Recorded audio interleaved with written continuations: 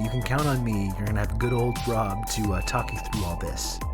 TRRS Sankara TRRS Lodane TRRS Rob TRRS Trustworthy Rob.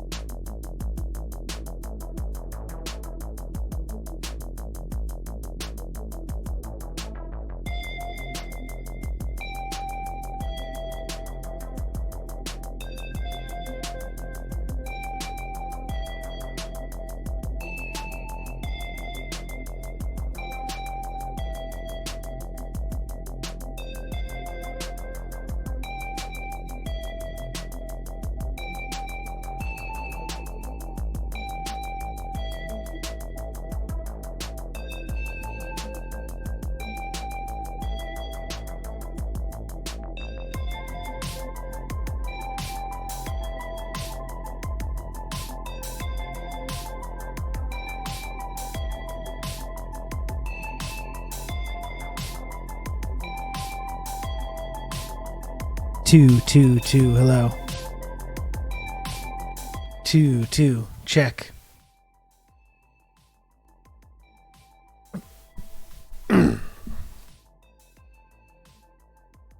Marty, this is for you. This is for you, Marty. This is dedicated to you, sir.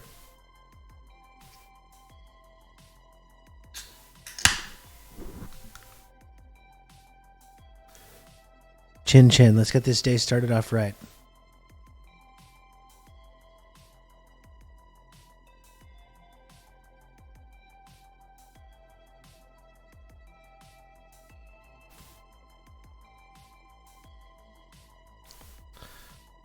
It's good. And it's the spot. Very refreshing.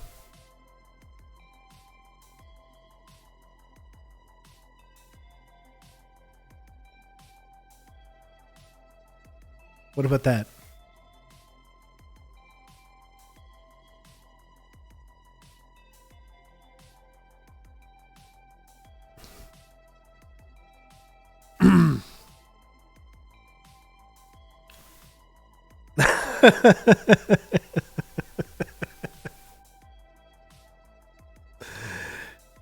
Very nice.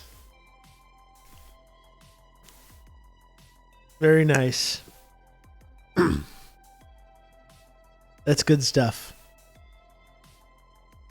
Crackety Kraken, thanks for 35 months of Prime. 35 months of Prime from Crackety Kraken. 1 measly month away from the 36-month sub badge. Very, very exciting.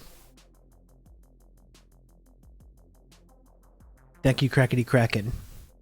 How's everyone doing? I think I'm feeling a little better. I'm hoping this monster is the thing that's going to really heal me. I'm definitely less sick than I was. Still coughing a little bit, but like mostly okay. Had kind of a rough night of sleep. I woke up feeling very like disoriented, weird headache, neck pain. And did take some ibuprofen this morning. I think I probably will take some more actually shortly after, like in a few minutes probably. So I did wake up. I was a little disoriented, a little lethargic. I was a little bit productive today. I spent the whole morning like cleaning. I did a lot of cleaning this morning. Made a lot of progress there.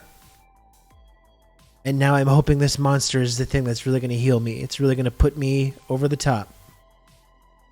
Sometimes a man has to clean. It's really amazing, HTA, like how much you can get done if you just take 90 minutes. An hour, 90 minutes.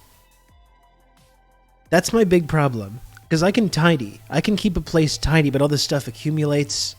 The annoying stuff accumulates, and then it becomes this big problem.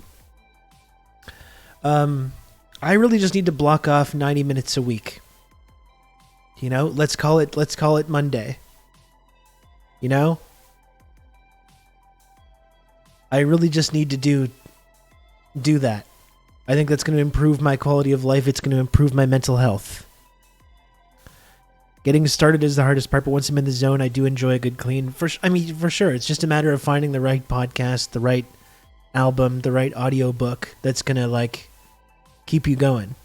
You know? As always, I don't know if you're an ADHD person, HTA, but that's always it, right? It's getting started. That's the hard part. It's like just starting the task. Just starting the task, and then once you start, then you can do it. Then you can get it going. I'm a lazy asshole. Well, you know, there's that too. That's what I do daily. I set 90 minutes for gooning so I don't fall behind. The genius move is to schedule the gooning for just early in the day. Just get it out of the way, you know? You just get it out of the way early, and then you're locked in after. You're locked in and you're ready to go for the rest of the day.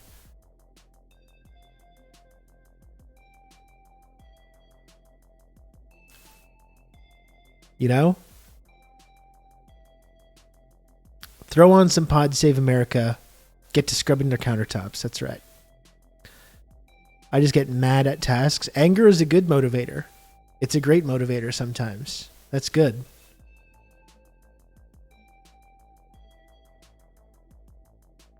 Or tubing it or make it part of the workday. I can't recommend that to anybody. I cannot recommend that.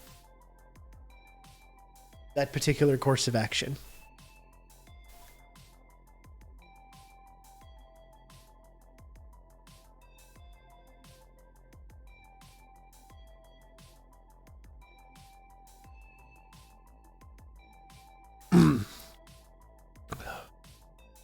Anyway. So I'm feeling pretty good. I feel accomplished for my day so far. Sometimes I'm late getting started to the stream, but it's not for any like real reason.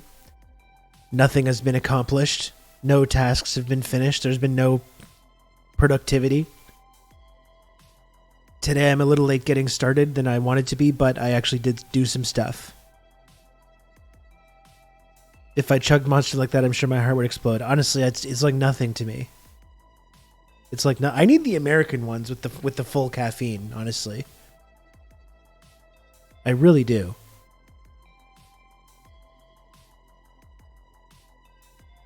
Use that post-goon guilt to motivate yourself.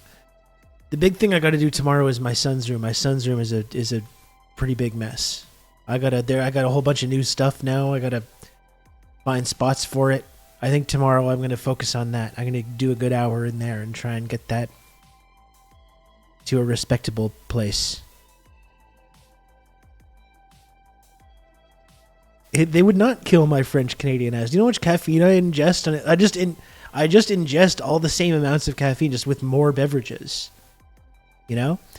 Don't they have these new, like, I've been seeing on TikTok, I'm sure this is illegal in Canada as well, but don't they have these new, like, caffeine things? It's almost like gum. It's almost like a combination of gum and, like, chew. Do you know what I'm talking about? I keep seeing them on TikTok and I'm like, this seems interesting. This seems like an interesting product that I'm kind of curious about.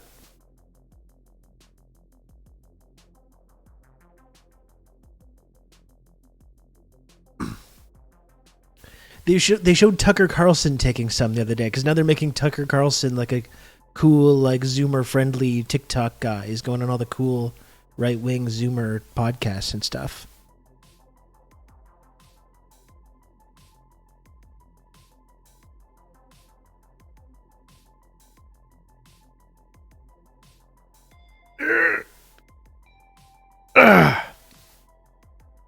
Close.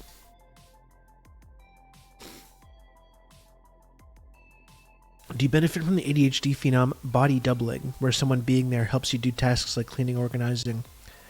If so, I have some cleaning videos that may help you do your son's room. I'm not sure. I think I like to be solo, actually. I like to be solo and just get absorbed in something that I'm listening to. That's really my key. And then once I get the ball rolling, and then I want to keep doing it until it's finished.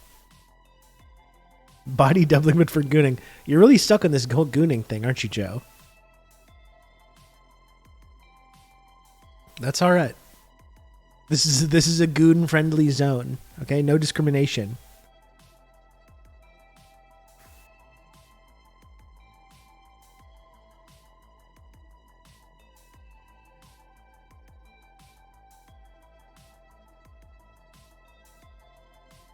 Call him Joe Gooner. Around these parts.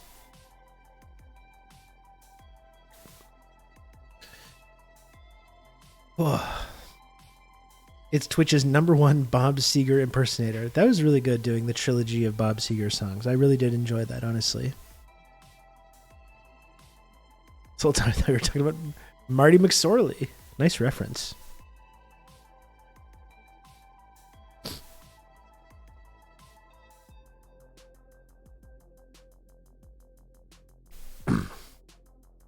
And I didn't even do Turn the Page. I think Hollywood Nights was a good one to finish on, because I really loved that song, but if I had somehow made it to 200 subs, then maybe Turn the Page probably would have been the next one. That would have been a good one for sure.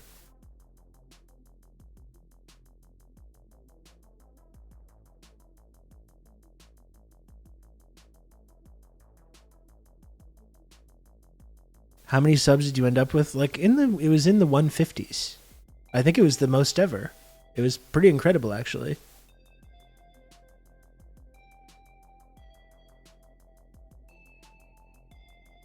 You know, I really appreciated it too because it's the holidays and obviously I can't stream so much, and it really helped, you know, not put such a dent into the monthly totals there. It was like almost 3.5 hours. I ended up going. It was a good one. I really enjoyed it, honestly. I really did. I thought it was really fun. Chat was killing it on New Year's Eve. Every stream should be a New Year's stream. I should just drink a bottle of sparkling wine on every stream instead of Monster. That should be my new thing. How about that? What if I do that? What if every single stream I drink one bottle of sparkling wine? Do you think that would improve or decrease the quality of this program? What do you think? Just popping bottles. Every intro. Exactly. I wish I could admit I was watching the Matthew Broderick Godzilla. How is that, Sasha? I don't think I've ever seen it. I think I may have started watching it a year or two ago and just never finished it. Weirdly, despite being a 90s kid, I missed that one. You can count on me. You're going to have good old Rob to talk you through all this. Kijiji, thanks for the gifted sub. Very much appreciated, Kijiji Genie.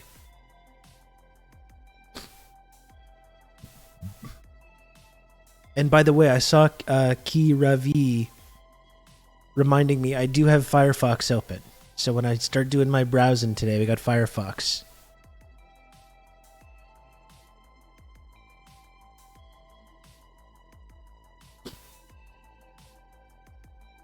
So hopefully we won't have any more ad situations. My family loved the tradition wherein I would drink a bottle of champagne first thing in the morning on Christmas. As the kids opened their stockings, I'd be giggly smashed by the time breakfast was over and then would take a nap. It's nice having those mimosas on those holiday mornings sometimes, if you don't have to go anywhere.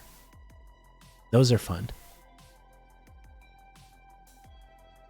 No, Walter White was not in the Broderick one. He was in the recent one, the more recent one. Well, it was like 10 years ago now, so. But that one.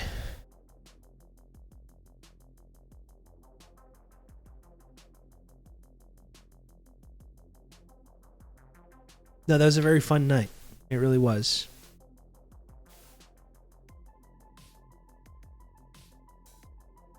Gold Greek, what is up?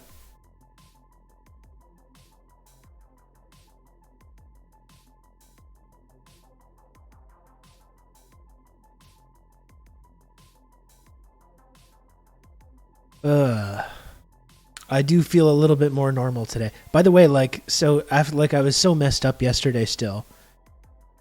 Just weirdly exhausted and disoriented. By the time I streamed for almost 2.5 hours, I was like, I can't do this anymore. I think within 15 minutes of ending the stream yesterday, I was asleep. I went for one of my patented lie downs after the stream. I think I was asleep within about 15 minutes, and I slept for 2 hours, which is really, really rare. I'm really not a napper. I'm really not a napper at all. And I was immediately asleep after the stream yesterday.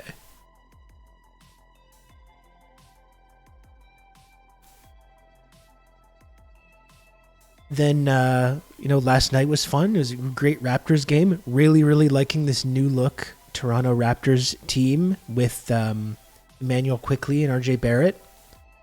Hate to see OG leave because he's one of my guys. I obviously love OG Anunoby. Looks like to be a great fit on the Knicks.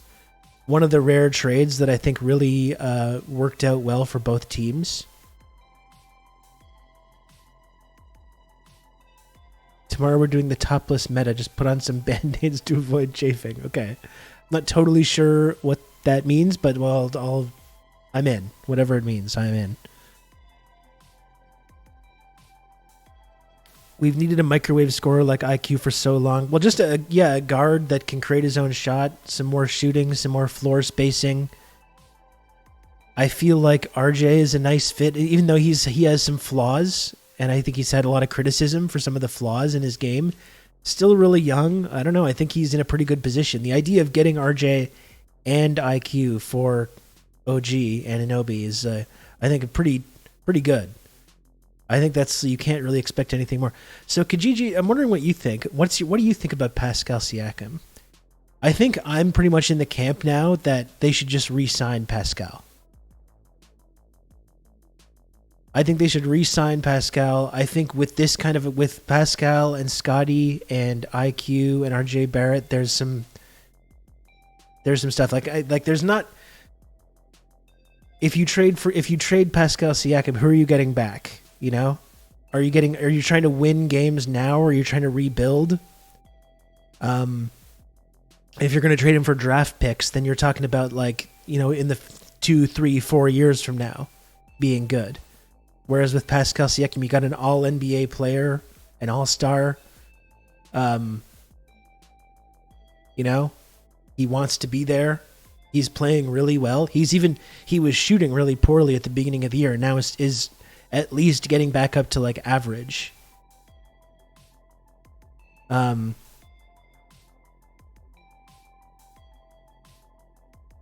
And I like how him and Scotty have been looking together over the last couple of weeks. And now with Emmanuel Quickley there and RJ in there, it seems like a way better situation for everybody. I'm in the extend Pascal camp now unless the Pacers overpay a ton for him. Yeah, I mean, if they were going to trade him, it would need to be they would need to get value in return for that and not just a bunch of picks. I'm really... I think the last 10 years of being a Raptors fan have really sold me on the value of building a winning culture, a culture where you're winning between 40 and 50 games a year and you're making the playoffs, you're making it to the first or second round of the playoffs every year. I think I really learned over those years how important those playoff reps were. And that's just a way better way to develop guys than losing all the time and just getting high draft picks. You got Scotty now, who's a borderline all-star, is 22. You got these young guys. They're kind of ready to win now. I would say just try and put... You can count on me. You're going to have good old Rob put whatever pieces in place. All this. I forgot to save my Prime, so I actually am paying to work. This month LMAO Lodane Basketball Go Swoosh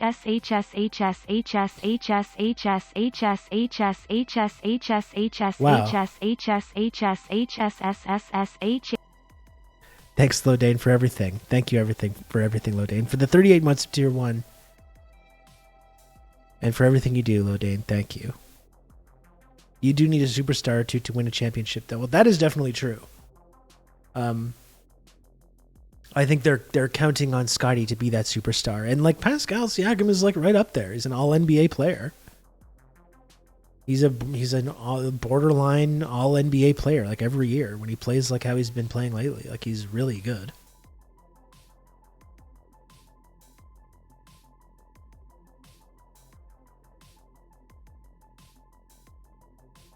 Yeah, Pistons did it without any real superstars. That was kind of an anomaly, definitely, but and they had their team was really good.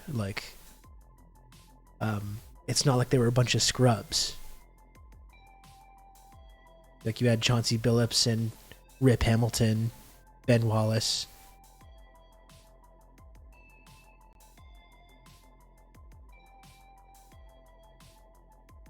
You had guys that could make plays on both ends of the floor. And Rashid was on that team, I forgot. Yeah, they traded for him that year, and that's what put them over the top, isn't it? Yeah, Kijiji, honestly, Scotty Barnes looks just incredible this year. It's kind of why I was on the fence when the Durant possibility was coming up, and it seemed like in order to get Durant, they had a chance to get him, but they would need to trade Scotty, and obviously Durant is better now. I don't think anyone was confused about that, but I think having Scotty Barnes on this team for the next decade is gonna be pretty cool, you know?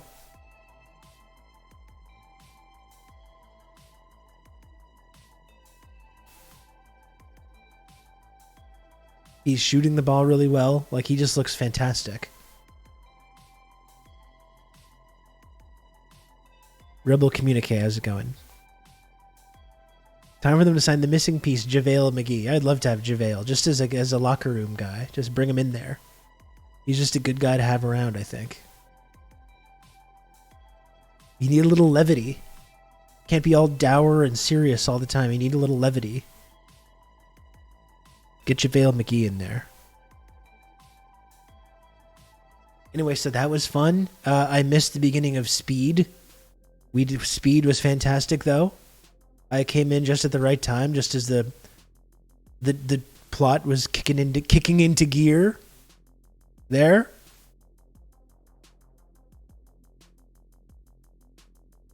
That was really enjoyable. I love that movie so much. It's just absolutely fantastic, and I had a lot of fun watching that with the fine folks in the chat last night. That was very enjoyable.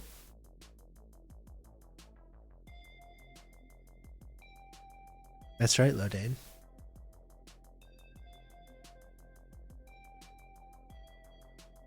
That's absolutely right. Anyway, so feeling pretty good about the Raptors.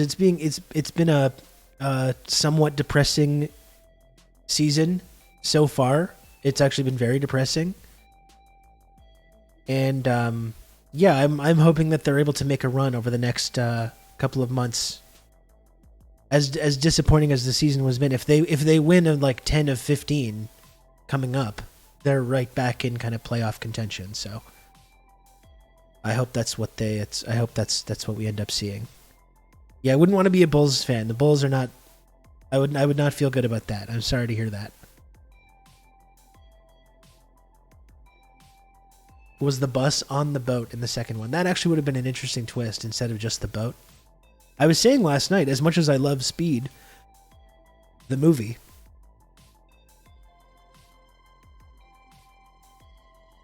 I've never actually seen Speed 2. And I realized, it occurred to me that Willem Dafoe is the villain in Speed 2. It can't be that bad.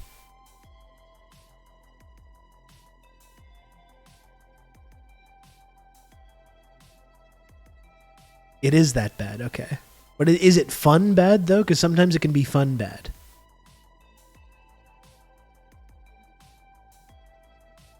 Speed 2, Cruise Control. I've never seen it. And I've seen Speed dozens of times. Yeah, Jason Patrick is in it. I've seen Speed 2 like so many times in my life. Or sorry, I've seen Speed so many times.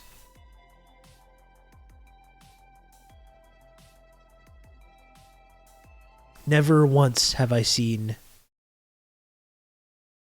Speed 2, Cruise Control. Maybe I should just watch it.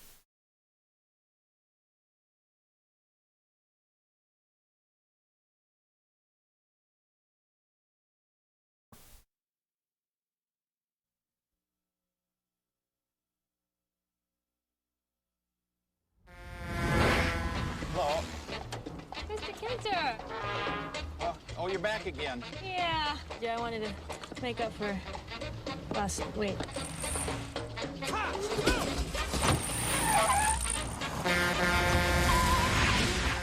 Sorry, Mr. Kinter, but that bus was going way too fast. Your boyfriend drive like this? Oh, Alex, no. Alex is so completely different. You are officially on vacation. I was going to surprise you tonight, but it's a cruise.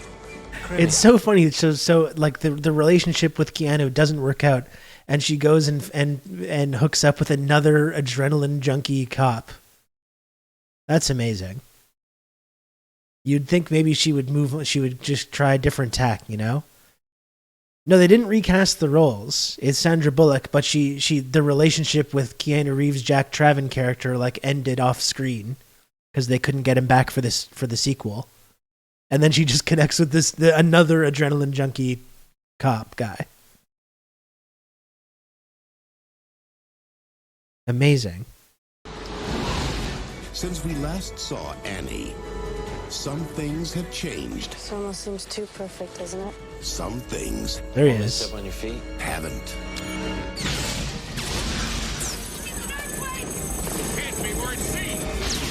Swear I am never never leaving the house again.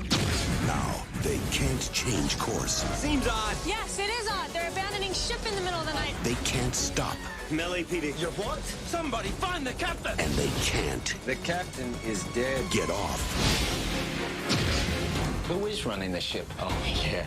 So it's the same director. They brought back Jan de Bont for this one as well. I didn't even realize.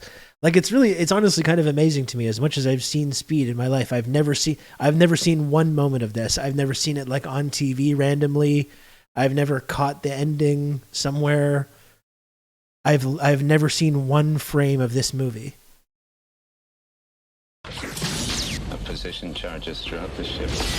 Where is he? He's everywhere. I've been in worse situations than this, and panicking does not help. Trust me. I know who you are. I know you too. How are you gonna stop me now, my friend?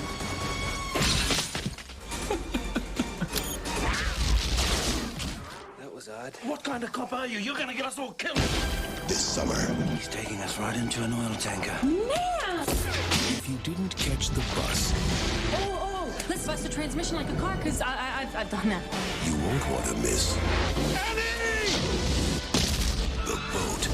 We're gonna crash! You gotta stop the ship. You slowed it down, but you're not gonna stop her. Speed 2, cruise control. How do you like your vacation so far? Man, I just bought a condo here. Tube Man. They brought him back. Yeah, so I didn't realize Jan de Bont directed that one as well. Pretty amazing.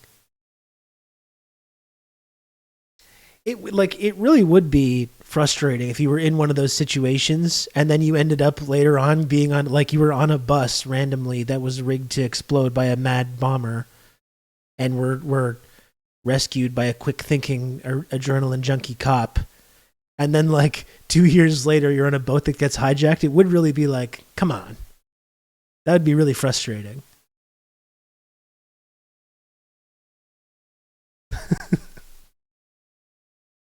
Maybe it's me. Yeah, exactly.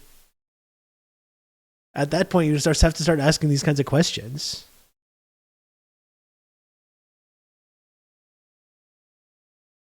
Is someone fucking with me here? Am I on the Truman Show or something? I don't know. Maybe I do need to watch this.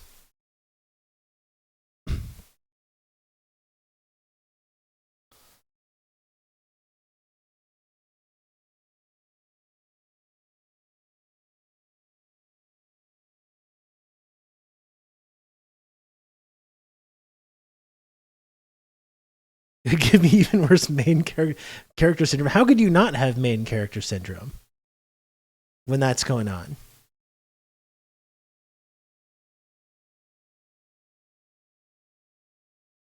I believe Keanu did Devil's Advocate instead of Speed 2. That, I think the timeline of that makes sense. Yeah.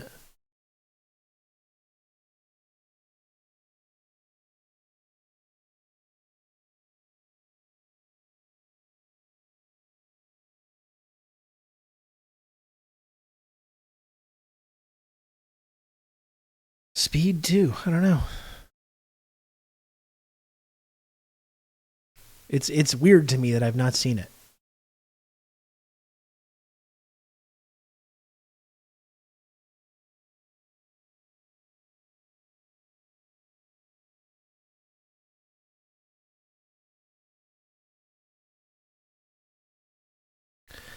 We are going to talk about some serious business here at some point. Still need to get the old noggin in shape here.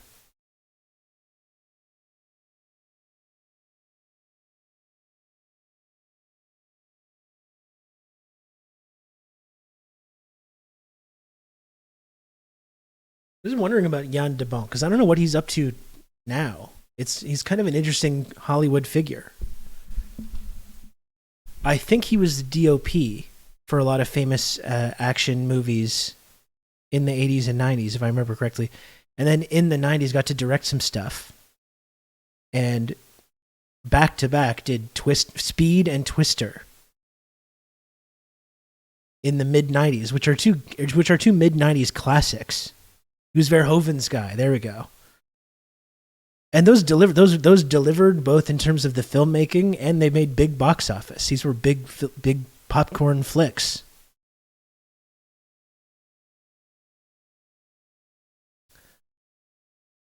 Wanted to pop in, went too late last night, taking a nap. I'm glad you could pop in. Thanks for the pop in, Barry. Twister is the best movie ever made. I watched it recently. It's really good. It's quite silly, but it's definitely held up. The cast is amazing. The special effects have held up. The whole cast of like the ragtag crew of storm chasers is so great. You got Alan Ruck, who also did Speed. I keep saying did Speed like it sounds like they're doing drugs.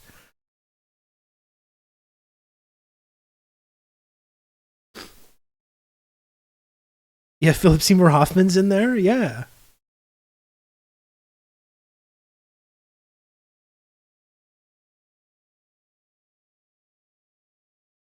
Jason Patrick looks bad without his Lost Boys hair, though. Yeah, I agree with that, Lodane. It seems like he was like going a little up there, is thinning out a little up there. He's less loses something, definitely. That was one thing watching Speed last night. Keanu is like insanely hot in that movie. Like let's be honest with each other here.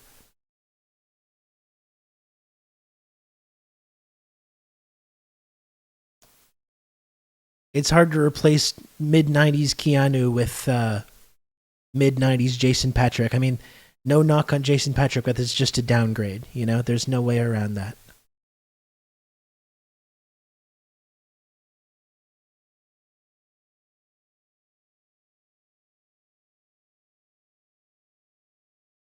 The guy that wrote and directed Tar is part of the Twister crew. I did not know that. Which one?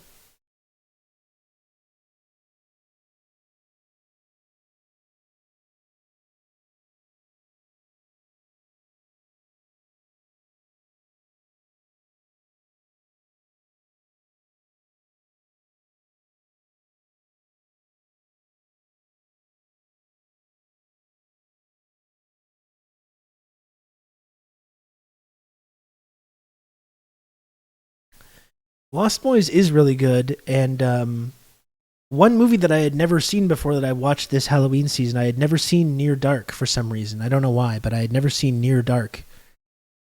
And I gave that a watch this Halloween season. Really, really enjoyed that. And Near Dark and Lost Boys would be a really good double feature. That's a really good like Halloween vampire 80s double feature.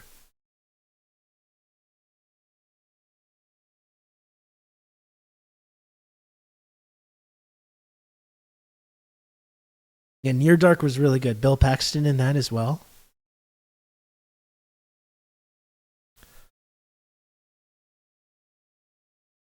He was great. Loved that.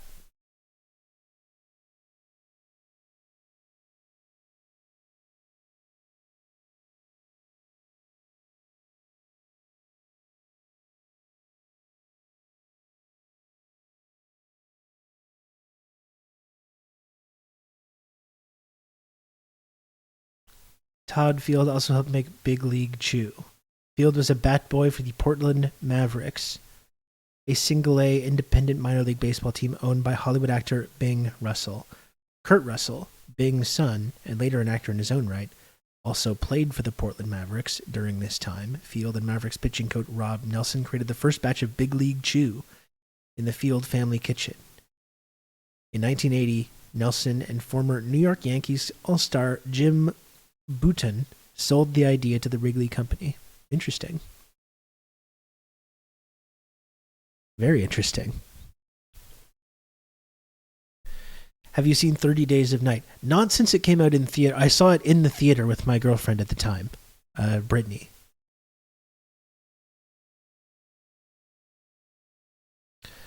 But I don't think I've seen it since that time. I did kind of enjoy it, though. Who amongst us hasn't tried to fit an entire pouch of Big League Chew into their mouth at once? Absolutely, and I have done it before. I have done that.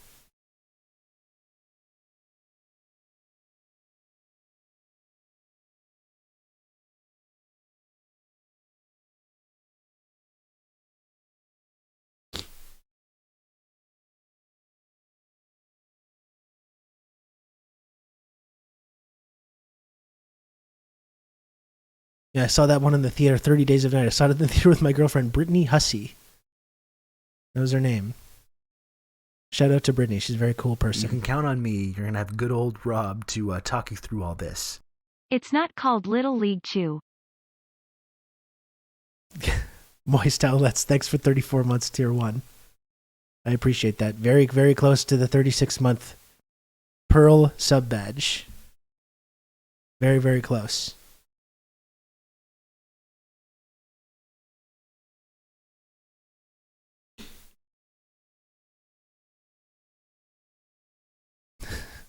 Brittany's very cool. She has I believe she still has a business now where she makes clothing for like babies and toddlers and kids and stuff. Very talented person.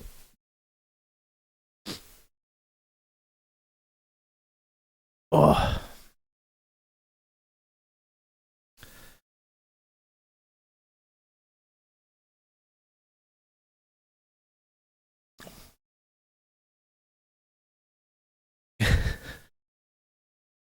It was always kind of amusing to me as well, Jay. It was. Dun, dun, dun, dun, dun, dun, dun, dun, dun, dun, dun, dun, dun.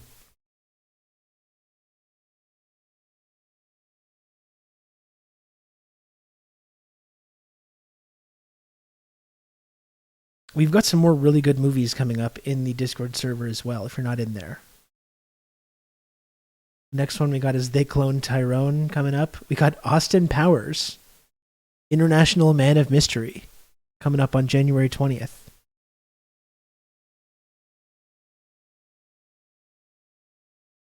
The Skulls on February 4th. I've never seen that. A lot of this was programmed by Marty. There's some movies in the Rob canon here, but some of them has nothing to do with me. Rob has let the chance to talk about Josh Hartnett die on the vine. Well, Lodana, one thing I will say is that not only is Josh Hartnett very hot, it was nice to see him make a comeback this year. He was in, he did a Black Mirror episode, and he's in Oppenheimer, and is really good in Oppenheimer, actually. I'm totally here for the Josh Hartnett resurgence. The Renaissance. The Hartnett-sance. I'm here for it, honestly.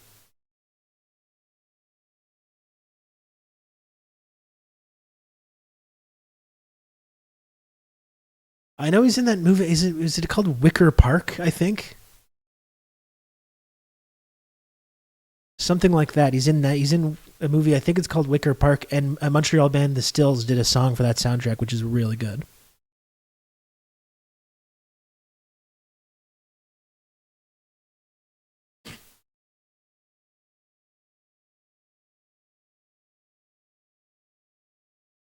Chris Nolan needs to find a different sound guy for his movies. I didn't find the sound stuff that much of an issue for watching Oppenheimer. I don't know. I didn't see it in the theater, though. I only saw it at home, so I don't know. I know that's been a consistent criticism of his, but wasn't really something that I noticed watching Oppenheimer.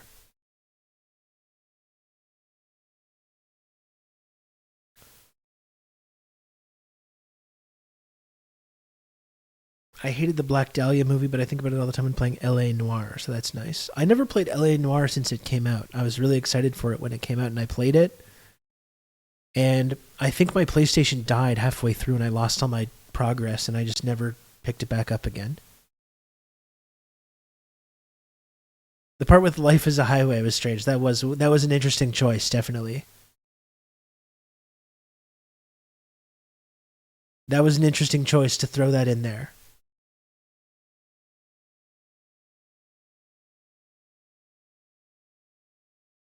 A creaky neck. I think you're going to get some ibuprofen and take that. What do you think about that?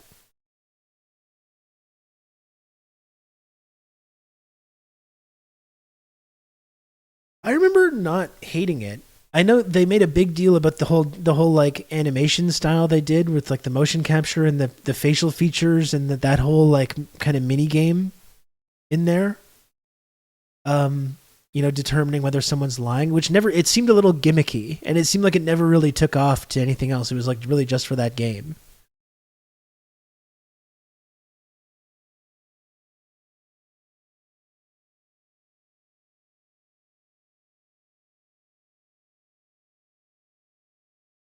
Like, I do still have a PS3 and LA Noire. Like, in theory, I could fire up LA Noire again.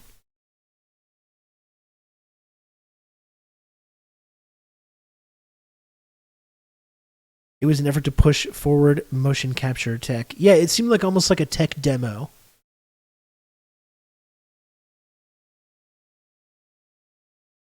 It's on PC for like $1.50. Is there like a multiplayer thing too?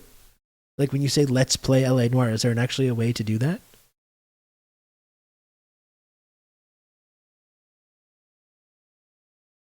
No. Okay. Okay.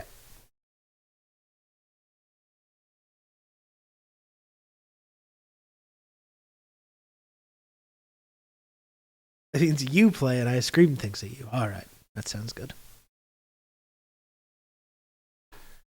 Good.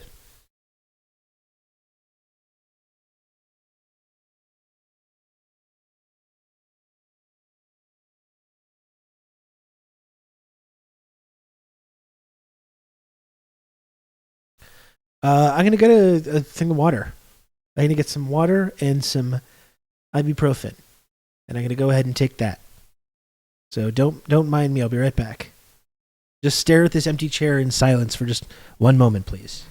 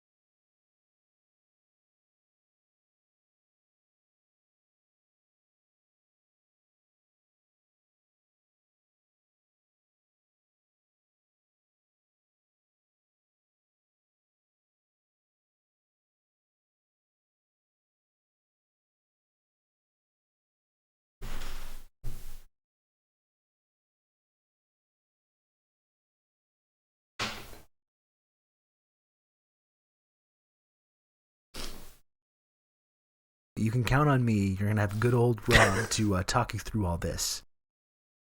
And I, for one, welcome our new chair overlord. Hello, Mistress of Insanity. How's your day going?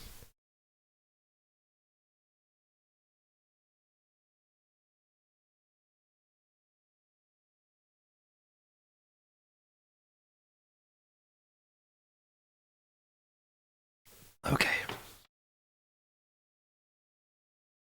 And thank you, Jay, for gifting a sub to Rob's chair. I'm sure there's no one in this chat that would like to get a sub, but it's good that Rob's chair is now a full-fledged member of the community. That's good.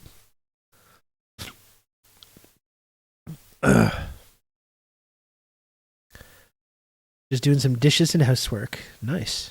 I did a bunch of cleaning today too. I was proud of myself. I did about 90 minutes of cleaning earlier. My apartment's looking pretty good.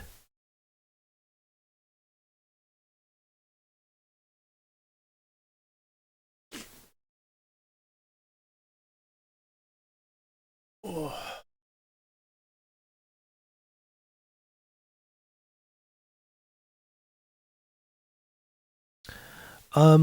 In terms of like actual serious business that we wanted to talk about today, I mean, I wanted to talk a little bit about the Epstein stuff. Like, I don't know how much of it we need to talk about genuinely. Like, I don't know if anyone has like looked into any of the released names from the Epstein list. Is there anything on there that's really surprising in any way? I don't know. I genuinely haven't really looked into it all that much. I did see Dolph Ziggler show up at Wrestle Kingdom. He would have a fun run in NJPW, definitely. The who's who of Zionists are on there, as far as I can tell. Well, this is the interesting aspect of that story for me, right? And that's why I put in the title. I think like Obviously, yes, the powerful people that were involved in this sex trafficking ring, I think, should be exposed and should be ideally face justice for committing serious crimes, no matter how powerful they might be. I'm really interested in exploring the link between Epstein and the intelligence community, with either both the CIA and Mossad, which there are like direct links between both, especially with Mossad and Ghislaine Maxwell's father. Like, and when you realize like that's what Epstein is doing, was basically just operating this like this trafficking network that seemed to be almost just designed to accumulate compromising information about powerful people, which is like that's what the intelligence community does. Like, that's one of the primary tactics that these like 3-letter agencies employ. Which was funny because during the Trump era, that we always talked about the compromat, as if it's this like, yeah, exactly, Farflight, the compromat. It's this devious Russian tactic. The devious Russian tactic of like, honeypotting your mark and then getting compromising information on them, which you use to extract, information or turn them into an asset or whatever, as if it's this weird, mysterious Eastern intelligence strategy, and not something that our own intelligence agencies have been engaged with for like a long time.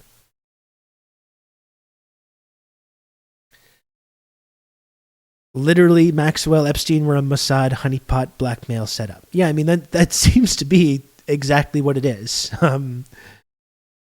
That's kind of that's the angle that I think I'm really interested in exploring. Not to downplay the seriousness of it. Like, that's not my intention. And definitely the powerful people that were caught up in that, I think should face justice for that. If you look, reading some of the details from the women and girls that were trafficked as part of this network is absolutely horrifying. It's like absolutely disgusting. But that, I think, is the interesting angle to kind of dig into.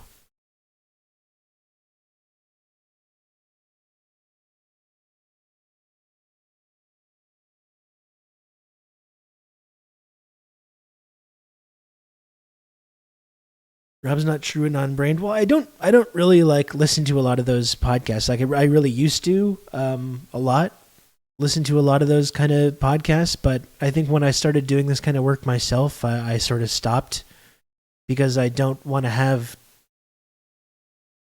my own takes and my own ideas just being regurgitated from somewhere else. It was like important for me to be able to think about these things myself without just like listening to other people describe it to me and then just like spitting it back out at other people. So I don't really listen to that kind of stuff very much anymore.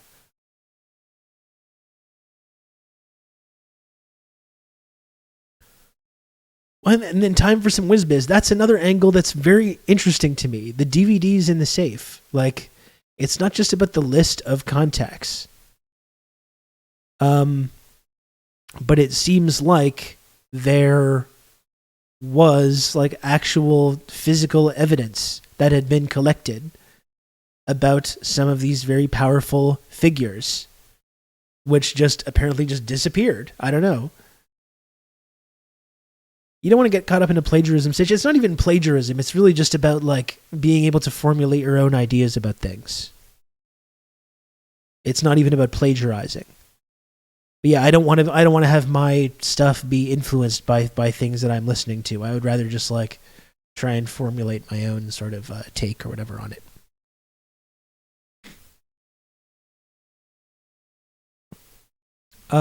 So that's really interesting. Yeah, hundreds of tapes, because that's the whole thing. Like, if you accept this framing that, I guess we're talking about this now, so we might as well.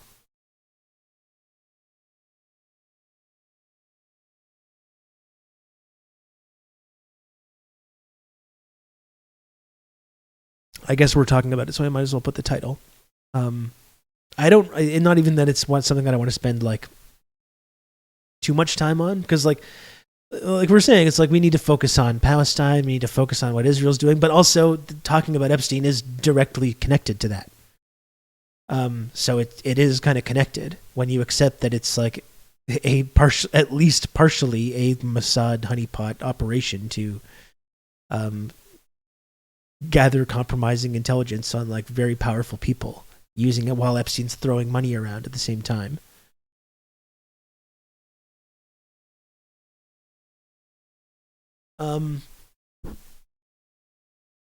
But yeah, I think that's a weird angle to this story. Where do these tapes go? You know, he's collecting information about all the people that are like getting massages from these underage trafficked girls, all these powerful people. And these tapes just like get turned into evidence, I guess, when they raid his apartment. And we just never hear about it again. So we're getting releases of these names on this list and everything, but like, it's amazing that there's like tapes of some of the most powerful people in the world, apparently somewhere. And who knows if like, not that it's something that I really want to see, but it's still like, if there's damning physical evidence about powerful people being involved in underage sex trafficking rings, I think that's probably pretty important information for people to have. And Dershowitz is all over it as well. And the amazing thing is like, so Israel's so that's why this is all connected, right? But Israel's being accused of these serious war crimes, and the case might actually get to like the International Criminal Court, and they want fucking Alan Dershowitz to defend them. His name shows up 100+ times, no additional investigation or trial needed. And Dershowitz is out there now saying, like, oh, the people that want these names released, well, have they condemned Hamas? Like, it's wild. Like, it's almost comical how absurd it is.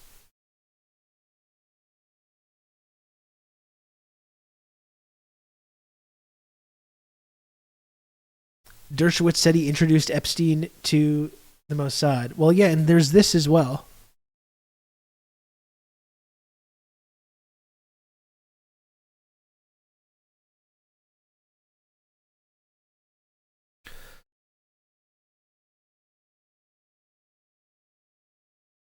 There's this as well. Because one angle to this Epstein thing, because I've been talking about this Epstein thing for a little while now, since before his second arrest.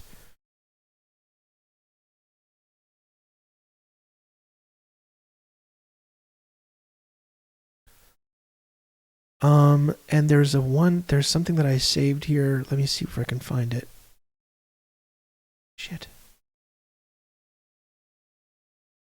Because one angle, because there's the Trump election. There was the Trump election, right? And then the whole Pizzagate QAnon community formed, talking about Trump like trying to expose these traffickers or whatever. And all the while, Trump's Alexander Ocasio, who I believe was the Attorney General, or no, he's the Labor Secretary. He was Alexander Acosta, Trump's Labor Secretary, was the one who let Epstein off with a slap on the wrist when he was originally arrested back in 2007, which I always found really, really strange, considering Trump was being held up by these weird conservative conspiracy cultists as being this like undercover pedo exposer, and his own labor secretary was directly implicated in letting Epstein off the hook in the first place in 2007. And, I don't know how much truth there is to this, but that's what Alexander Acosta said when asked about this.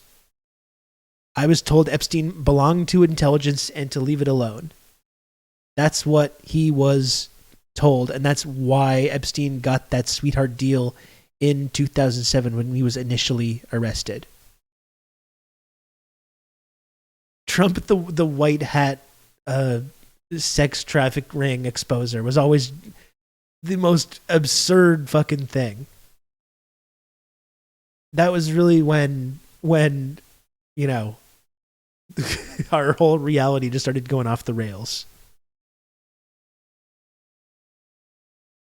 I actually vaguely remember the 2007 arrest now and being really sussed out about it. Yeah, so he gets this sweetheart deal in 2007 after being accused of all the very things that we're still talking about today, underage sex trafficking and all this stuff. And that's the thing. Even after that sweetheart deal, people still continued to do business with him. Like, and after 2007, there was no excuse whatsoever for anyone to say, like, we had no idea what this guy was involved in some bad stuff. Like, everyone knew. There was maybe prior to 2007, there was some kind of plausible deniability about Epstein. After 2007, everyone knew. And it's insane how many powerful people continued to associate with him after that time, including Noam fucking Chomsky. That's right. And like, I don't know if Noam Chomsky was involved in any of the fucked up sex trafficking stuff, but it's like at a certain point, you just got to cut someone loose, even if they got a whole bunch of money to throw around, you know? Like, I know that everyone needs money and everyone needs grants and funding. After a certain point, though, you got to be like, you know what? I'm not going to associate with this person. I think that's pretty reasonable.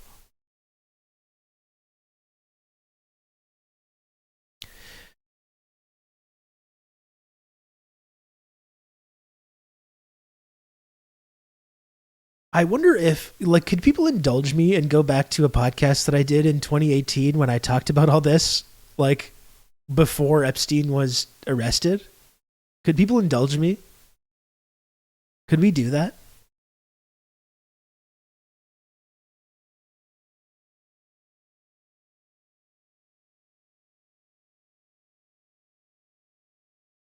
Let me see if I can remember which episode it was, because I did a whole segment on it. It was on YouTube for a long time, but then, of course, it got taken down off YouTube because, like, anything that referenced any of this shit just got taken off.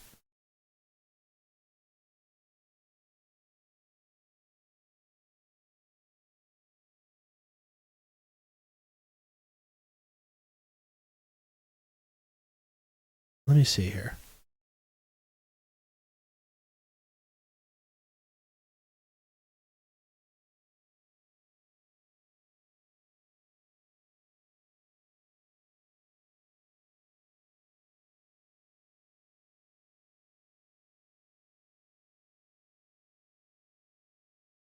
Let me see if I can find this. Yeah, it was here.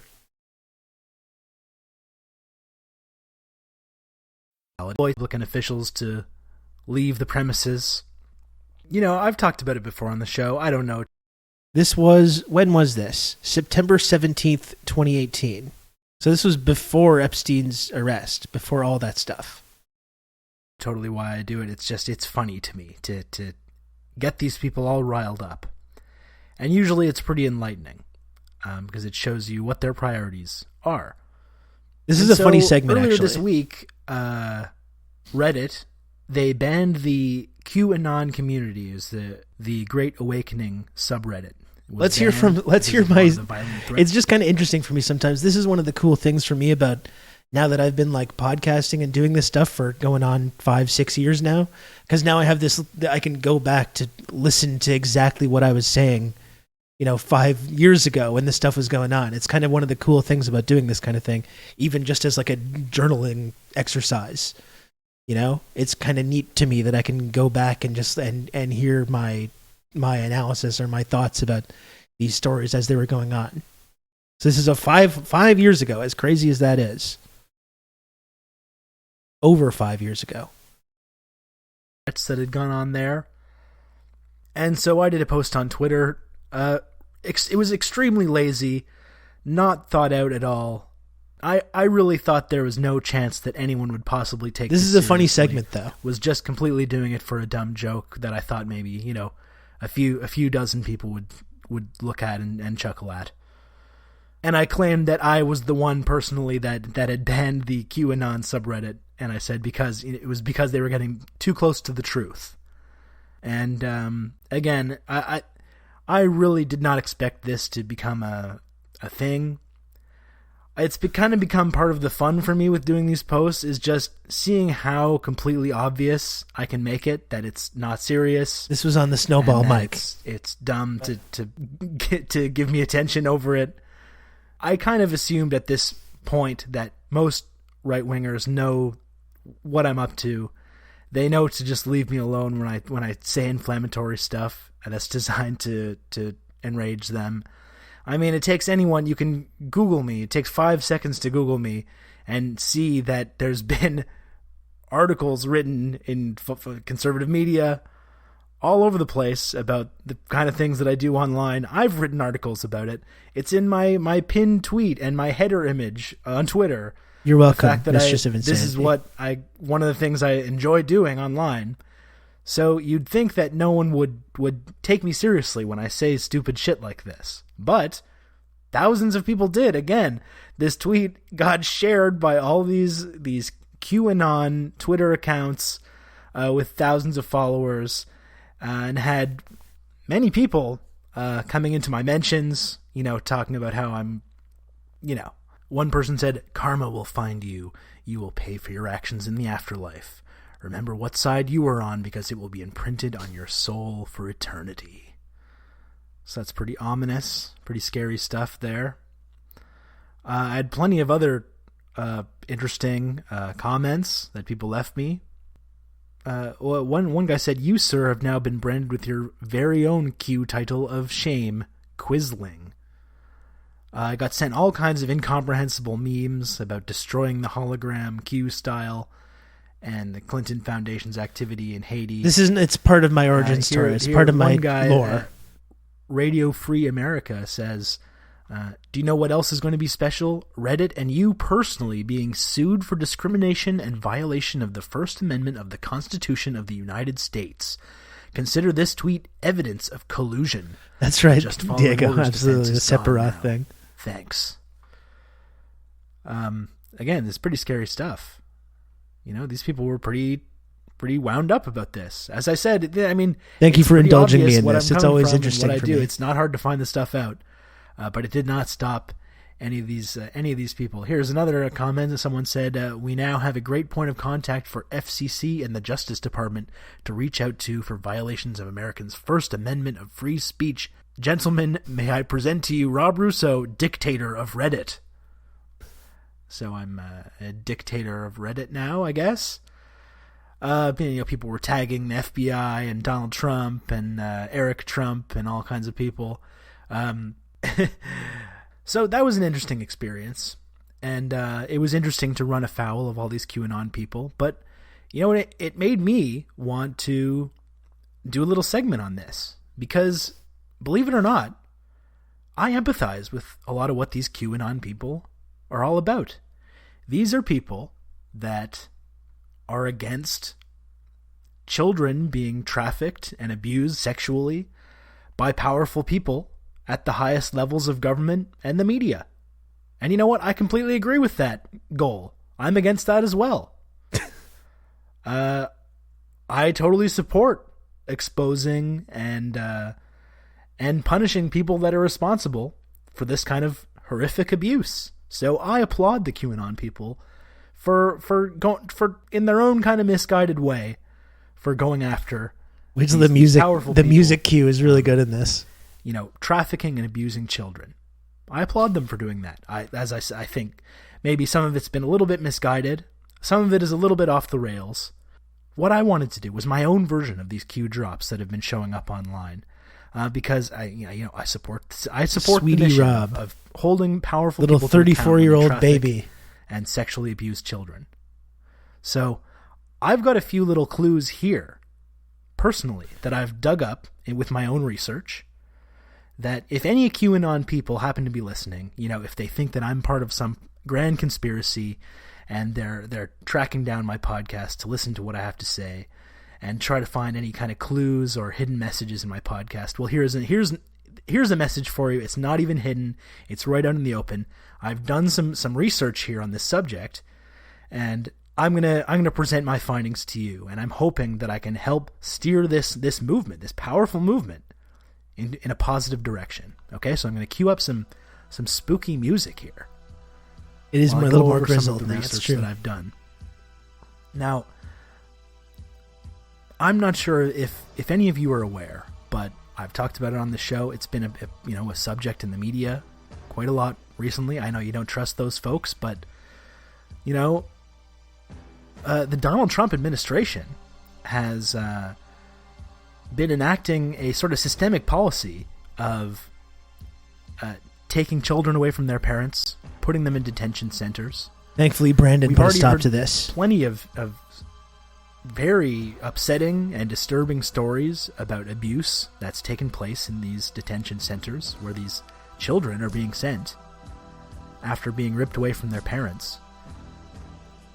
I mean, just last week, Thank you, Old Dutch. the Trump Yes. administration proposed to detain young migrants captured illegally crossing into the country indefinitely, which is an attempt to work around a court agreement that's guided U.S. policy on the treatment of such kids for more than 2 decades. So, in the light of all these stories that have been coming out about these children being abused, being ripped away from their parents, being held in detention, the Trump administration is actually looking at ways that they can keep these kids indefinitely, because right now they're bound by certain laws about how long you can detain. I got a notification on my phone last night, Sounds of Freedom now on Prime. I think that's the truly amazing thing about listening to this early QAnon kind of stuff, which is the way that, like, it's not even this niche conspiracy theory anymore. It's gone completely mainstream now. Like, you have Aaron Rodgers, like MVP, NFL quarterback, Hall of Famer, going on TV and, like, accusing talk show hosts of being on the Epstein list now and stuff. Like, That's incredible, honestly. It's become this completely mainstream kind of talking point. On ESPN, yeah, like it's not even this, it's gone completely mainstream. As crazy as it seemed at the time, it's totally become a totally normalized mainstream kind of like talking point. Imagine having to defend Jimmy Kimmel. Yeah, the whole thing about grooming, like the whole grooming, like the trans panic and the groomer panic, that's all an offshoot from this kind of shit. It speaks to how completely insane our society is. Minors. They're trying to shed some of that.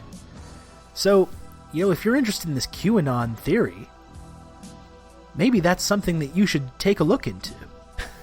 I don't know if you can tell. I shouldn't have to. I probably don't need to like explain the humor of something, but like I'm doing a whole kind of character here where I'm talking to them as if they're children, because these are, these people that have these ideas. I'm trying to like if I'm explaining this to a small child to try to get them to understand, where the real trafficking is going on and the way both parties are implicated in that, and that Donald Trump is not actually like the child savior, as if they're like children themselves in order to make them understand it. Detention centers all along the southern border of the United States and elsewhere in the United States, where kids are being shipped all over the United States and held in these detention centers, and you can easily find out where these centers are. And if you're into this QAnon theory, I implore you, let's take a look into some of these detention centers. Put your internet sleuthing skills to good use here. We've heard about some of the horrific things that are happening in these detention facilities. Maybe we should start looking into these. This is just my suggestion. Thankfully, this is not happening anymore. Another thanks to Brandon, prominent political figure that I think you should maybe take a look into is the President of the United States, Donald Trump. Now, I know in the QAnon universe, he's the kind of the hero of the story. But again, I've been doing some research into this guy, and I kind of think he's up to no good. I think the most obvious implication you could have is his longtime association with billionaire convicted sex criminal Jeffrey Epstein, who Trump has been friends with for decades, and who told New York I was on this that he's a lot of fun to be with. It is even said that he likes beautiful women as much as I do, and many of them are on the younger side. I've been on this Recently, for a while, story folks. came out, I'm not a Johnny-come-lately here. A woman who claims in a lawsuit that she was lured into a sex trafficking ring run by billionaire Jeffrey Epstein, contends that the depravity began at a Florida resort now known as the Winter White House, Mar-a-Lago. Doesn't this sound kind of interesting to you guys? I feel like this is something we should pay more attention to. This woman's civil suit, which is scheduled to go on trial... Yeah, you can tell that I was talking about this before Epstein's arrest and before the whole hysteria over it started because I'm pronouncing his name improperly. Trump was friends with Epstein. Show me the photographic and video proof. Exactly. If only such proof existed. Soon. Threatens to expose new details of a long-running saga tying together President Donald Trump, former President Bill Clinton, Labor Secretary Alexander Acosta, and other prominent figures, including Harvard law professor Alan Dershowitz, who you might recognize from going on Fox News constantly to defend Donald Trump.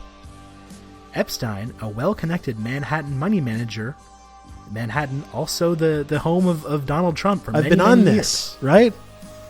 was once a regular at Mar-a-Lago and an active supporter of the Clinton Foundation. I'm trying to make them understand, it's all connected. It's not a partisan thing. Clubbook, a bit of a sidetrack. I remember this. Jeremy Corbyn was accused of anti-Semitism because he pronounced Epstein that way. I think he said he gave it even another. He said Epstein. Epstein. He said it like that. And yeah, instead of like focusing on what he was saying, they accused him of being an anti-Semite for saying it like that. Repeatedly lending his 727 jet to Clinton for trips overseas. Oh, I'm And very Norm Alan Macdonald in Dershowitz, this. who I just Absolutely mentioned, called Greek. defended Epstein amid an investigation into his involvement with underage girls more than a decade ago. Again, that's the same Alan Dershowitz that's now defending Donald Trump. Almost And going out to on defend Fox Israel News. right now. Now, again, if you're into the QAnon theory, I know this doesn't totally mesh with what the narrative to that has been, but this seems like something that maybe you should take a look at. I feel like there might be something there. There's also the time that Donald Trump literally admitted to horrific sex crimes on tape. Or there's also the repeated sexualized comments he's made about his own daughter. Or the accusations that he walked in on young women changing at the Miss America pageant. I know you guys worship this fellow, but I just feel like he's up to no good here. I feel like this is something you need to check into.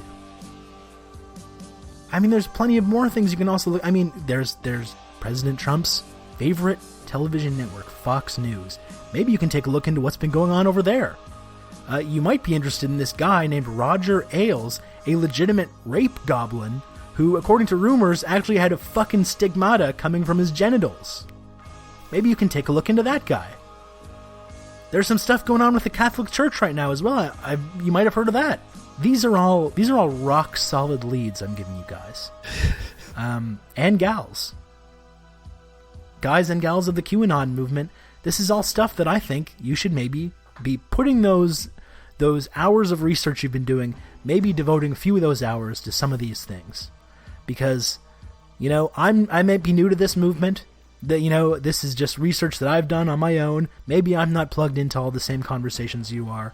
Maybe I'm not plugged into all the same intel, but I feel like there's a few crumbs here that you can take and really start holding some of these powerful people to account when it comes to the horrific sex crimes and trafficking and all the stuff that you claim to be against. I feel like it's happening right here under our noses, and maybe if some of you people can take a look at some of this evidence I've put together, can take a look at some of this research I've compiled, maybe you can finally really make a difference and start holding some of these people to account.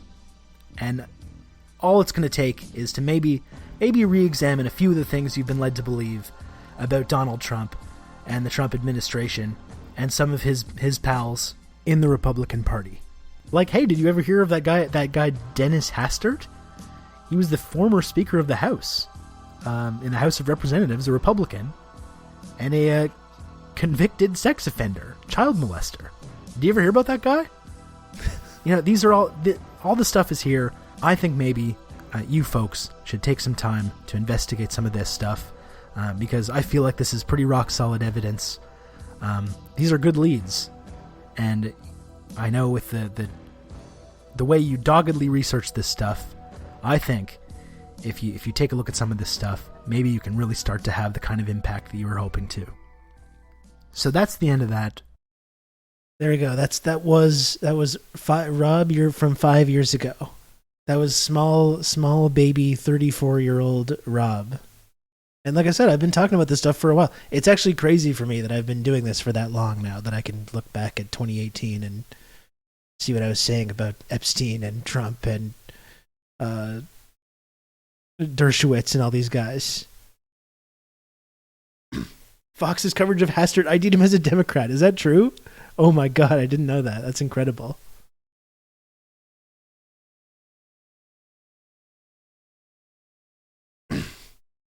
I don't know how to properly express this in English, but I've always loved your special brand of humor where you earnestly say something that would have made people groan in the 1990s, and the joke is you, and your audience is aware of this, and it works so well. I think that's maybe the Norm Macdonald thing. But yes. But while we're talking about Dershowitz, let's look at that clip from him now, because like that was me talking about that 5 years ago.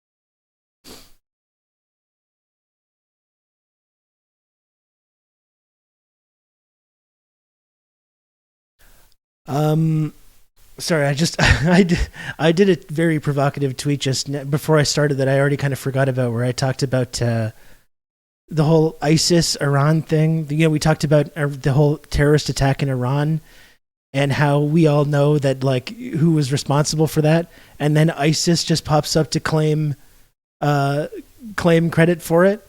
And I did a very provocative tweet online about how ISIS has never attacked Israel, which is kind of interesting. You know, kind of interesting. Just kind of an interesting little note that I had. Anyway, I kind of forgot that I did that right before starting the stream. Anyway, let's talk about Dershowitz. And this psychotic tweet from Alan Dershowitz, or this like segment.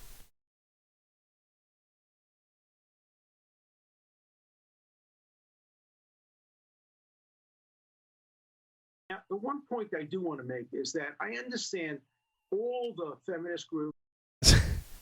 So again, you heard Rob from 5 years ago talking about this, and here's Dershowitz now 5 years later. He was constantly defending Trump on Fox News 5 years ago, and now here he is 5 years later, while Israel is in the process of committing this genocide. Dershowitz, named many times in these Epstein documents, going to the mat. You'd think Dershowitz would just retire at this point. Now, the one point I do want to make is that I understand all the feminist groups and the radicals who think this is the worst thing in the world, that anybody ever had any contact with Jeffrey Epstein. Where are all those radical feminists when it comes to the Hamas rapes of young Jewish girls, sexual abuse, beheadings? They are quiet. They are silent. The incredible hypocrisy of the Me Too movement. Me Too, except if you're a Jew. And I want to have a list of all the radical feminists who are pushing hard, and I understand that, to get all these names revealed. And I want to know how many of them have ever actually condemned Hamas for the rapes that we now know occurred and the murders that occurred. How many have been silent? And how many, like the National Lawyers Guild, have actually approved of what Hamas did? So let's put this in context. Now, the one point. That's just truly amazing. That is honestly fucking amazing. And that's a whole other thing that I wanted to talk about. this whole narrative of the mass rapes and the way that the New York Times was implicated in that. I mean, that's a whole secondary story that I wanted to talk about, and the way that that story is now falling apart. You know, what happened a few weeks ago, right? The ceasefire ends. Immediately the mass murder starts again. Immediately the genocide starts again. And almost like clockwork, this narrative starts. So some demonic memo goes out, and we start hearing this narrative about these mass rapes that were taking place. The coordinated mass rapes. We talked about it a little bit on the stream. You know, and just right out of that kind of colonialism playbook, right? And then there was a New York Times article last week, and then people were saying, "Oh, if you were denying this story, now it's in the New York Times. I bet you feel pretty silly now, don't you? You just disgusting." And it's like, yeah, the New York Times. I can't believe they're kind of like contributing to this narrative and covering for a U.S. client state while they're committing genocide to promote this story. The story in the New York Times, which was very heavy on the horrific descriptions of sexual violence secondhand, before then going on to never actually provide any evidence that any of this stuff happened except like people's testimonies that claim to have witnessed it, which is now all falling apart. The victims' families are coming out and saying like, we don't agree with this. We don't want to be involved in this. So that's pretty amazing as well. That's a whole secondary aspect to this story. And it's weird whenever we talk about this, like I don't want to get into like this denial game where you deny any horrible things have ever happened. Like women are victims of sexual violence in times of war. You know, it's throughout human history. It's horrifying. I don't want to sit here and claim that nothing bad has ever happened or that none of that has ever happened. But what I do think we need to poke holes in is this narrative that was promoted since October 7th, since that day, about this mass coordinated strategy of intentional sexual violence that was like part of the evil Hamas attack. That's something that I think we should try and talk about and poke holes in. It doesn't mean that I think none of that stuff ever happens, and I don't think anyone should like take that stance, but that's definitely that the way that narrative was employed like that. I think it's really important to break that down and understand why that's going on. But then you see fucking Alan Dershowitz to deflect from his own complicity, not only in the Epstein ring, but his own complicity in promoting Israeli mass murder. Good old Rob to talk you through all this. Wow, time flies when you're having fun. Oh no. Damn it. A verbal goof up. Well, now I sound like Rob, the host. Thank you, GMO Radio. Thanks for the 28 months. Tier 2. I appreciate that. I remember when it was only alt-right freaks fear-mongering over rape gangs in the mid-2010s. Yeah, I mean, it's just a big part of like this narrative of like, these swarthy Asiatic hordes, right? Whether it's Palestinians, whether it's like invading Arab and Muslim communities coming into the UK or Canada or the United States, and you know, it's always used. It's used to like justify colonialism all around the world. It was used like in the slave era and the Jim Crow era to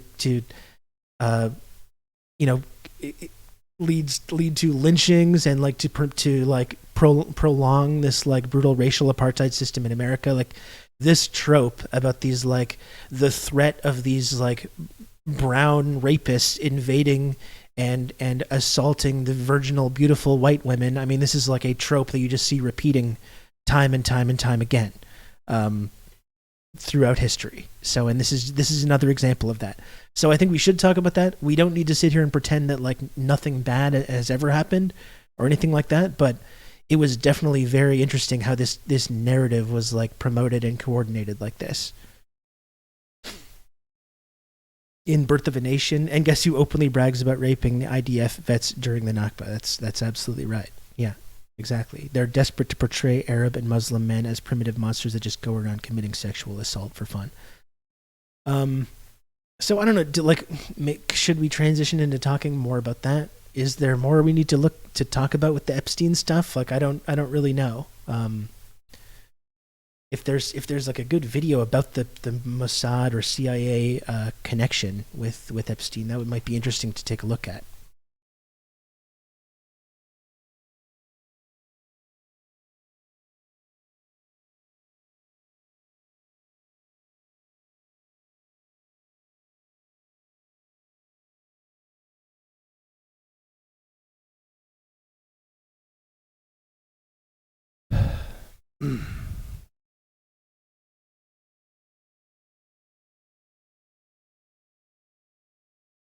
Let me just see here.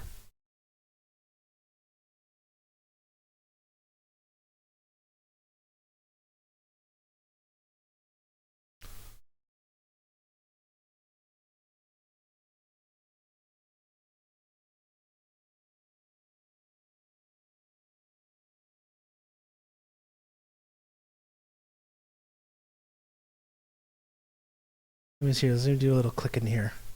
Just one moment here.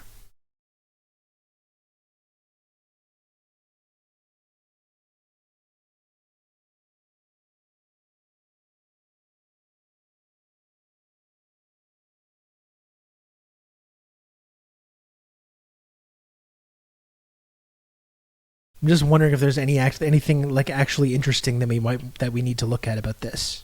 Again, the connection that's interesting to me is the connection between the intelligence community and what role Epstein was playing as part of that intelligence network with both the CIA and Mossad.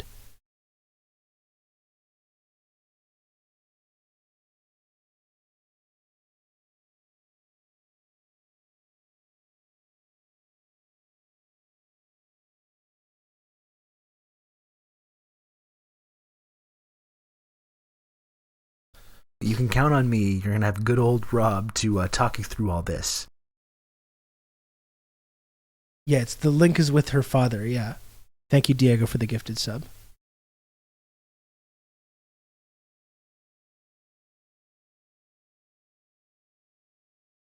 You can count on me. You're gonna have good old Rob to talk you through all this.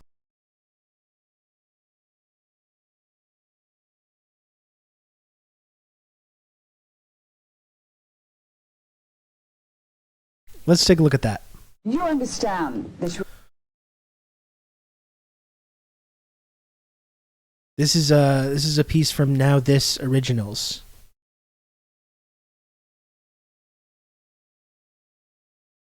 Margaret Cho reading this is really kind of a trip, isn't it? Yeah, I agree. What an absolutely insane story. I don't think, obviously there's some stuff in there about the links between Israel and Mossad and Robert Maxwell. I don't think really explored quite enough though, but there's a lot of incredibly fucked up information just in that short little clip.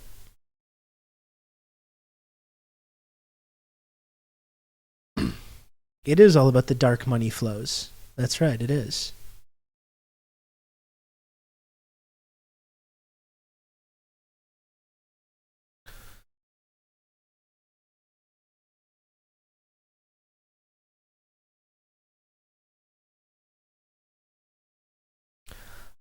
But as I was saying, I think we should pay attention to the names that come out that are part of this list of Epstein associates. But the most interesting angle for me, like I'll keep saying, is the link between Epstein and the intelligence community. You're saying ISIS is working with Israel. I think it's possible. Zamabander. I think it's a possibility that maybe we should think about, maybe talk about it a little bit. That's not what I'm saying right now, but I do have a tweet about that, yeah. What do you think about it? You don't think so? You disagree?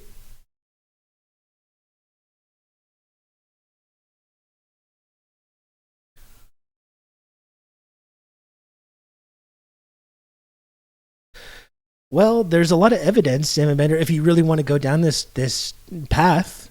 The evidence, there's plenty of evidence about both Mossad and CIA funneling money and arms to Islamic extremists in Syria, and that led to the rise of ISIS in the first place.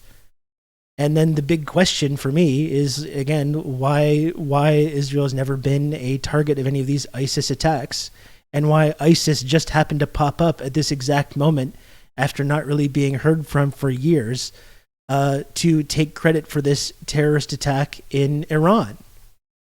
I think that's an interesting question. I think that's an interesting news story that asks more questions than it answers. They're trying to community note your tweet. Link a paper. I mean, fuck.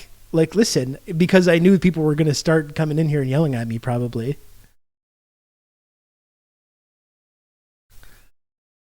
There's this paper right here.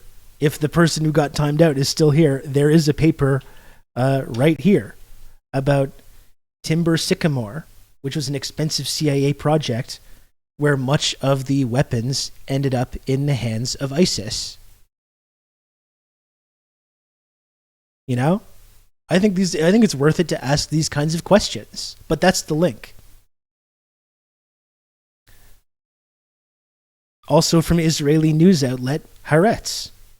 Israel reportedly providing direct aid to Syrian rebels. There's a lot of news stories about both Mossad in the Israeli government and the US government funneling money and arms to these extremists in these Syrian rebel groups as part of the Syrian civil war, which then spun out into groups such as ISIS. And, you know, do I have some, am me, random Twitch streamer Rob Rousseau, do I have some smoking gun evidence? No, but I think it's worth asking these questions, though. Why not ask these questions? It seems like there's a couple of papers that indicate that there's at least a link. And I find it really suspicious that as, like we talked about yesterday, as Israel is not only expanding this current war that they're prosecuting into suburban Lebanon, at the very same time, there's this terrorist attack on almost the day of the anniversary of Soleimani's assassination, which now ISIS just immediately pops up and claims credit for. I think it's worth asking questions about why that's happening.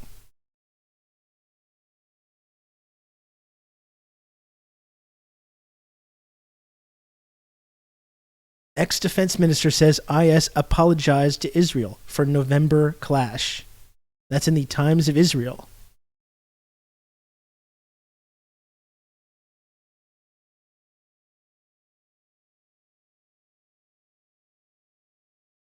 The coordinated Israeli party line of "it's too soon and it definitely wasn't Israel, but a funeral attack is a Western tactic." I mean, that's the whole thing of U.S. being like, it definitely wasn't us or Israel. Like, before anyone says anything at all, and it's like, hey, no one is saying anything about that. Like, why do you bring that up? And it's the first thing that they come out with. This definitely wasn't us or Israel. Okay, it's a little strange. Like, when you're not guilty of something, it's kind of makes you seem more guilty when something happens, and you immediately are like, what? No, we didn't do this, before anyone's even saying this. Wasn't Soleimani in Iraq to train militias against ISIS when Trump ordered the hit? That's absolutely right, yeah.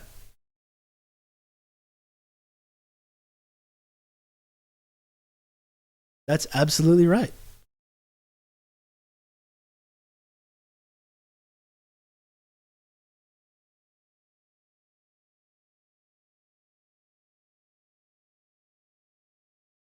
Kind of weird, some of these things.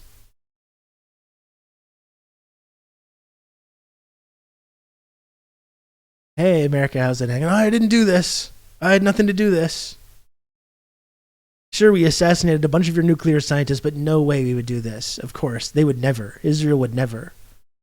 I mean, the idea that it's like controversial to speculate about fucking Mossad being involved in this kind of stuff is amazing. Like, look at the track record. Like, these are not these until, like, whether you're talking about Mossad or the CIA, these are not like agencies that have a long, glorious track record of like being honest and telling the truth and in like not obfuscating their roles in these kinds of attacks.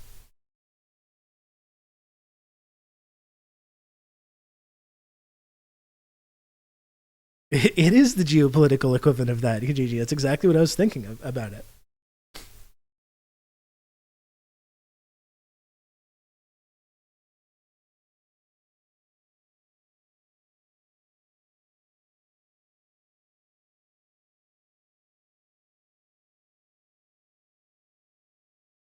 But that's the link. If anyone wants to come in here and try and own me about this, that's the link.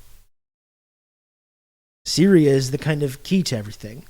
And the CIA and Mossad have both funneled arms and funding to these extremist groups in Syria, of which ISIS was an offshoot.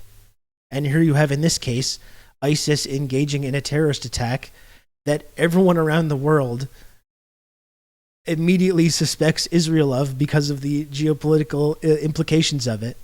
And they pop up out of nowhere to engage in this terrorist attack. And people act like it's some crank behavior to speculate about the possible involvement of Israeli intelligence in that. Like, come on. Don't you expect that a strike in downtown Beirut might lead to a Hezbollah response and open that northern front, which, of course, Israel and the United States have been very concerned against a second front opening to the north? So I think it's obvious. Obviously, in Lebanon, there are many Hezbollah targets, but whoever did this strike was very surgical and went for a Hamas target because Israel is at war. Whoever did this has a gripe with Hamas. It's, once again, whoever did this, it's not an attack on the Lebanese state. It's not an attack on the Hezbollah terrorist organization. Whoever did this, it's an attack on Hamas. That's very clear. Uh-huh.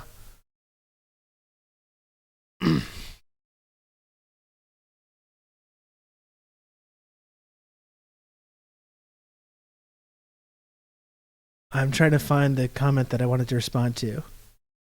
And you say Israel wants the second front. Have good old Rob to talk you through all this. Well, Baldwin, like, this is what we were speculating on yesterday, right? Because it seems like Israel is doing everything they can to fully involve the U.S. in this and expand this war and make it impossible for the U.S. to continue like hedging, trying to draw in Hezbollah even further and then trying to draw in Iran even further. But they're trying to do it without claiming full credit for that. You know, whoever did this, it's because they must be against Hamas. Oh, I guess ISIS just happened to come up at this exact moment and engage in this horrific attack. It seems like they want to expand it on all these fronts. They want to draw the U.S. into this conflict, but don't want to like take overt responsibility for doing that.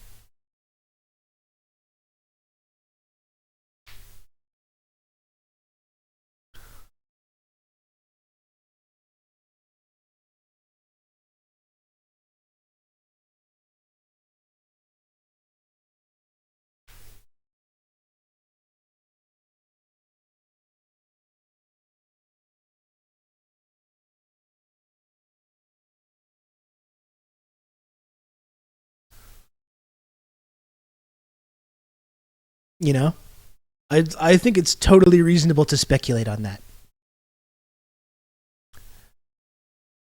I know it's upsetting to people, but I think it's totally reasonable to speculate on that. When this terrorist group that has documented connections with the intelligence networks, both the CIA and Mossad, when this group pops up at this exact moment to claim credit for this attack, which most people around the world immediately suspected Israel of being responsible for, I think it's completely reasonable to speculate on the connections between Israeli intelligence and ISIS and U.S. intelligence. It's not just Israel. Again, I have people in my mentions or whatever saying, you think the Jews are doing this? You think the Jews are supporting? No, I don't think the Jews are doing anything. I think Mossad and the Israeli government and Israeli intelligence and the CIA are doing it. That's not the Jews. That's like a intelligence network with a long, long track record of doing this exact thing over and over and over and over again throughout history.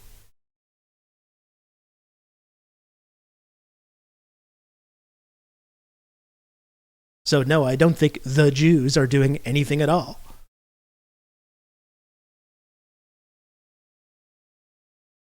And in fact, it's anti-Semitic to accuse someone when they talk about things that the Israeli government or Mossad is doing. To say like, oh, so you think the Jews are doing it? No, I don't. I do not think that whatsoever. I think these intelligence agencies that have a long track record of arming and funding these extremist groups and staging false flag terrorist attacks, I think it's totally reasonable to speculate on whether they're involved in that. You've got the Junior Israel troll farm on alert. Yeah, that one poked the hornet's nest for sure. I don't know what I expected.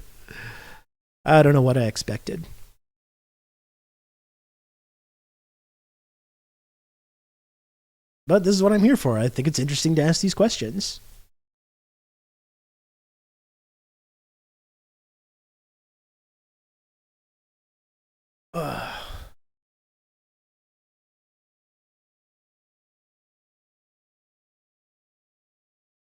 Liberals treat all conspiracy theories as equal when it's just the left pointing out historical patterns and what intelligence agencies have admitted.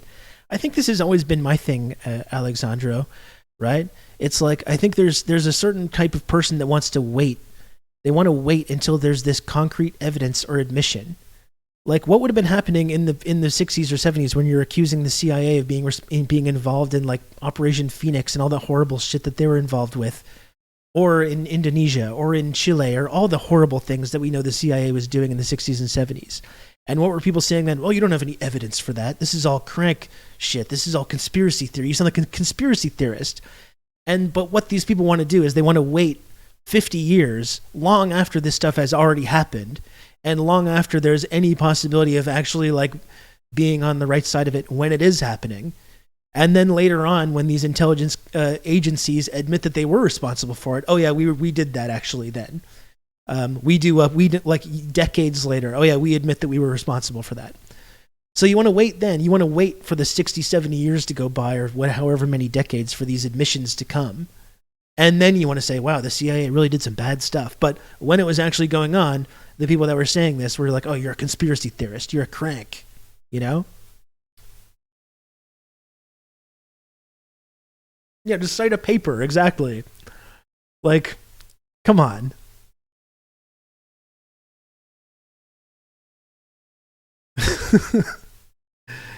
You know, people want to play really stupid when these things come up, and they want to just ignore the decades of similar events, these historical trends, like Alexandra was pointing out, just like these historical trends that have gone on over and over and over again.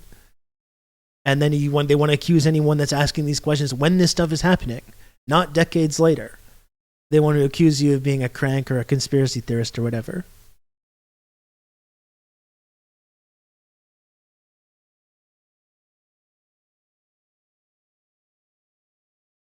The cognitive dissonance got hands. Yeah, that's right. Or a tanky. That's right. But that's been my thing, you know. I think it's probably better to ask these questions when these things are happening. You know, I don't want to wait 50 years to find out the truth and then be like, now that we know the truth, now we can talk about it. I would rather talk about it when it's happening, when it matters. Past behavior does predict future performance. It does. And that doesn't even mean that it's right every single time, but it's worth asking those questions. When you have a track record of engaging in a certain behavior over and over and over and over again, there's dozens of documented examples of this exact phenomenon again and again and again. You know, excuse me if I might be a little curious about when these incidents happen, to wonder if maybe this might be part of the same pattern. You know, it doesn't even mean that it's guaranteed to be true, but when you're involved in this kind of stuff repeatedly, you kind of lose the benefit of the doubt. I'm sorry to say, you lose the benefit of the doubt. And I think it's normal for people to speculate on these kinds of things.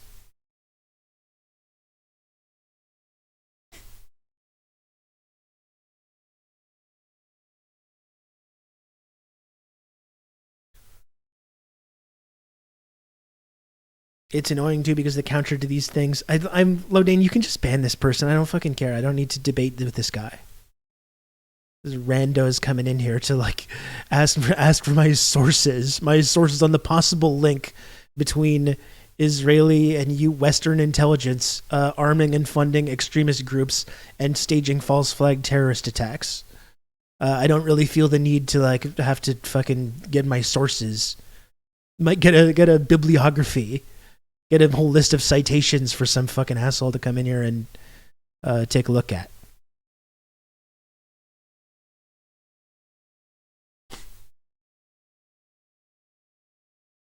Or like here in Canada, great point, Joe. Great point. Or like here in Canada when we realized we led in a bunch of Nazis post-World War II in an effort to combat communism at home, and we realized in the 90s, but still applaud said Nazis in Parliament. Yeah, it was a big conspiracy to talk about all the Nazis in our fucking country until we're there giving them standing ovations in our Parliament building. Then everyone's looking around going, what in the world? And all these tanky conspiracy theories are like, yeah, this is what we've been saying. All the crank, tanky conspiracy theorists like Rob Rousseau are saying like, yeah, we've been talking about this. Yes. I'm going to drop this link for no reason whatsoever. Israel treating Al-Qaeda fighters wounded in Syrian civil war. That's fascinating. That is just fascinating.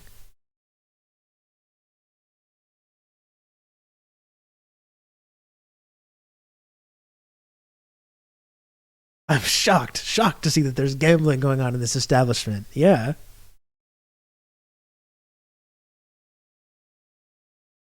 And like I was saying, none of these questions even mean that that's for sure what happened, but I think it's absolutely legitimate to speculate on.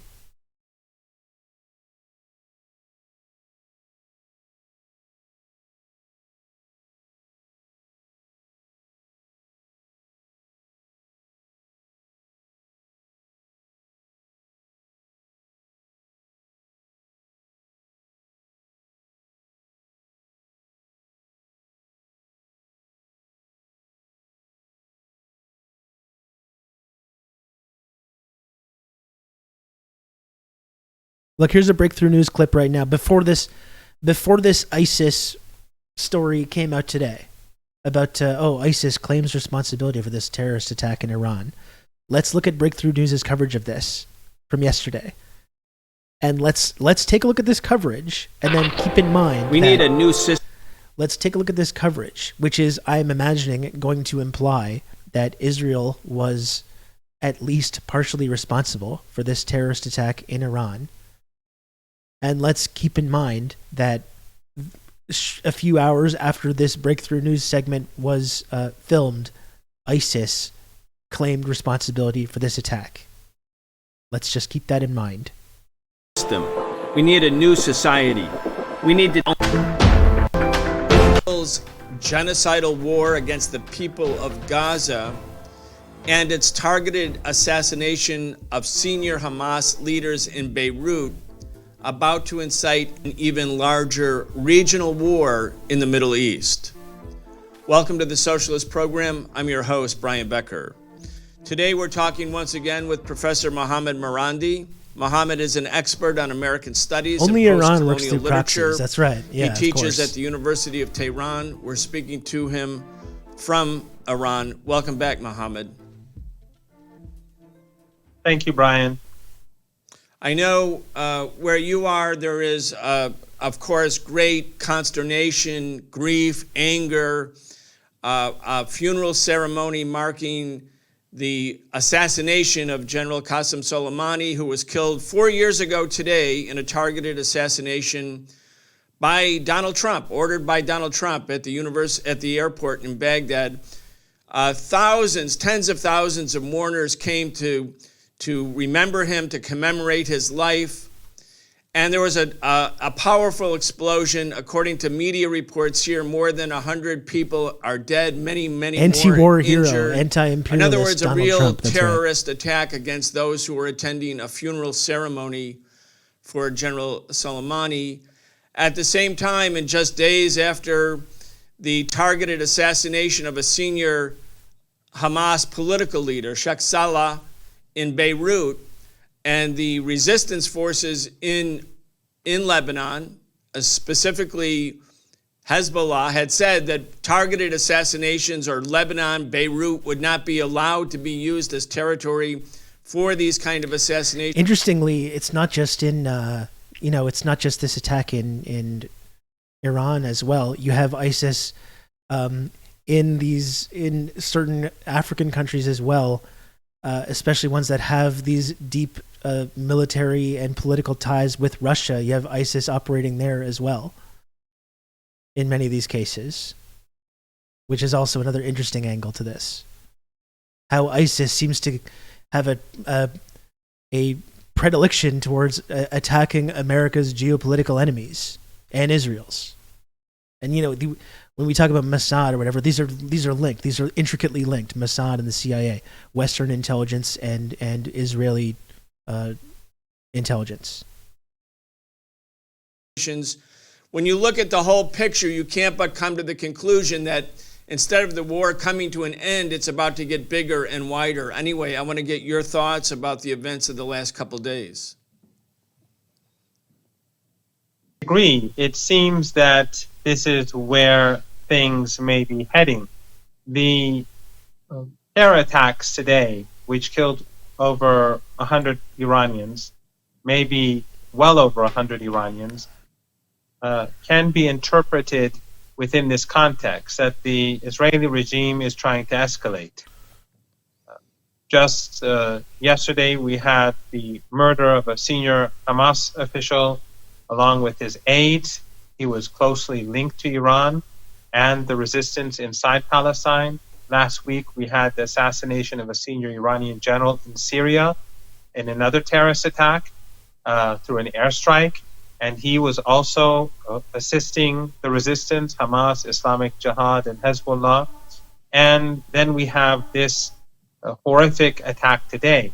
And since the Israeli regime is carrying out a genocide in Gaza, it's clear that they have no respect for human life. And again, when we're talking about, I just want to reiterate this, right? When we're talking about this terrorist attack that took place in Iran, which is being framed as being done to Israel's benefit in this coverage, with totally understandably. Remember that today, ISIS just appeared out of nowhere to be like, oh no, that was us actually. That was ISIS. Israel had nothing to do with that actually. I just find that interesting. I do. I find it interesting. Don't you? It's weird. And it's just one of those news stories. We talk about these stories often on this program. But it's one of those news stories that makes me say, huh.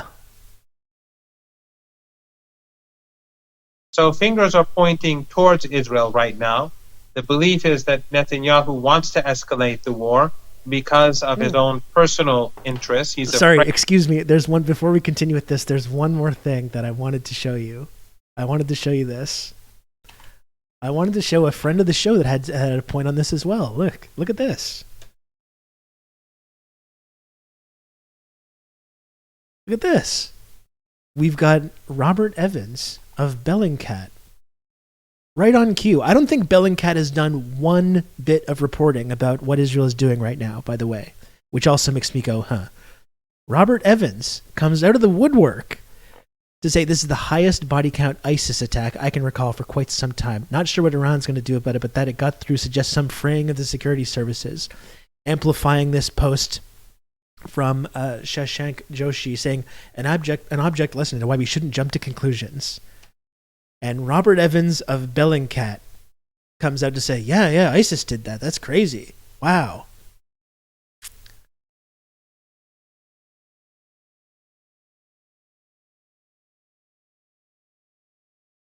Huh.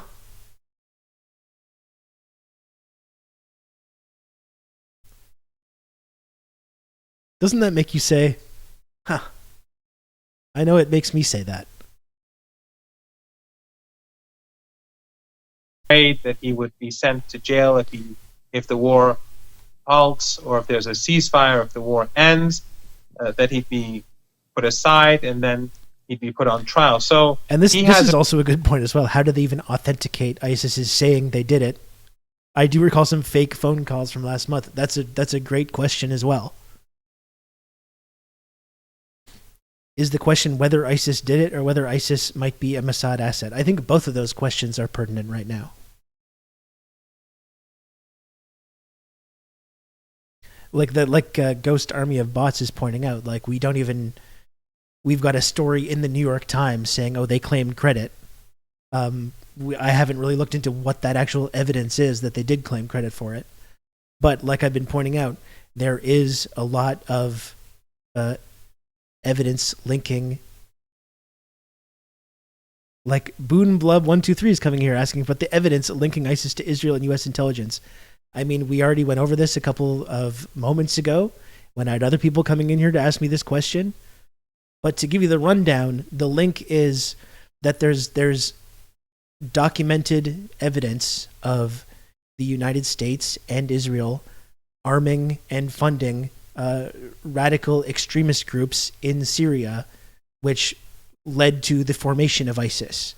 And in addition to that, we also have a long history of both Israeli intelligence and Western intelligence being linked to extremist groups that carry out terrorist attacks to destabilize official enemies of official geopolitical or geostrategic enemies of the United States and Israel. So there's a kind of a long documented history of this exact sort of thing taking place.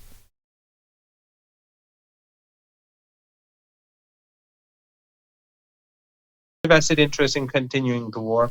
Many Israelis want to continue the war. And as we speculated yesterday, when the news of this terrorist attack in Iran broke, we speculated yesterday that if this serves Israel's interest, who seems to be wanting to expand this war and possibly draw in the United States. And then immediately, like clockwork, you have this story in the New York Times appearing of ISIS claiming responsibility for this attack while everyone is looking at Israel's possible involvement. And I think that's just a pretty interesting kind of coincidence that I think it's worth speculating about, given these documented links between Western intelligence and these extremist groups that formed in Syria. Fund and arm religious crazies. I mean, it's not like there is so much evidence for that over the decades. Like there's like a gigantic mountain of evidence linking Western intelligence, including the CIA and Mossad, with funding and arming these extremist groups to promote their own interest and to destabilize their enemies. It's literally it's a central part of our intelligence strategy over the last several decades. If you want to defeat ISIS, you should call Russia and Iran, not the U.S. And that's the whole thing we were pointing out as well. That Soleimani, who was assassinated almost to the day 4 years ago that this attack took place, was in Iraq training these militia groups to fight ISIS and was assassinated by the U.S. government.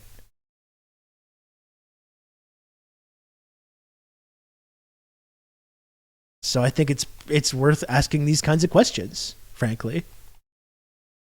The rest of the world wants the war to end. Even the United States really needs the war to end because it is destroying U.S. credibility. It has already destroyed U.S. credibility. This clip is from yesterday. I'm sorry to keep interrupting because this is really important analysis we should be listening to. But when we talk about the ways that like Israel wants this war to expand, even when the United States doesn't want that, or ostensibly doesn't, and the way these kinds of attacks are in both Lebanon and Iran are contributing to that, keep in mind with all this analysis that immediately afterwards, ISIS comes in to take credit for this attack.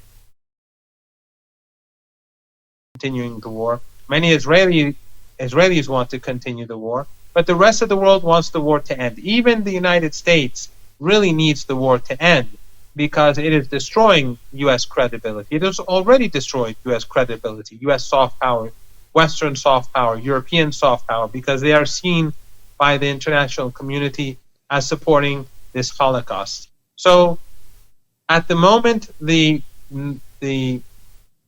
number one suspect is Netanyahu.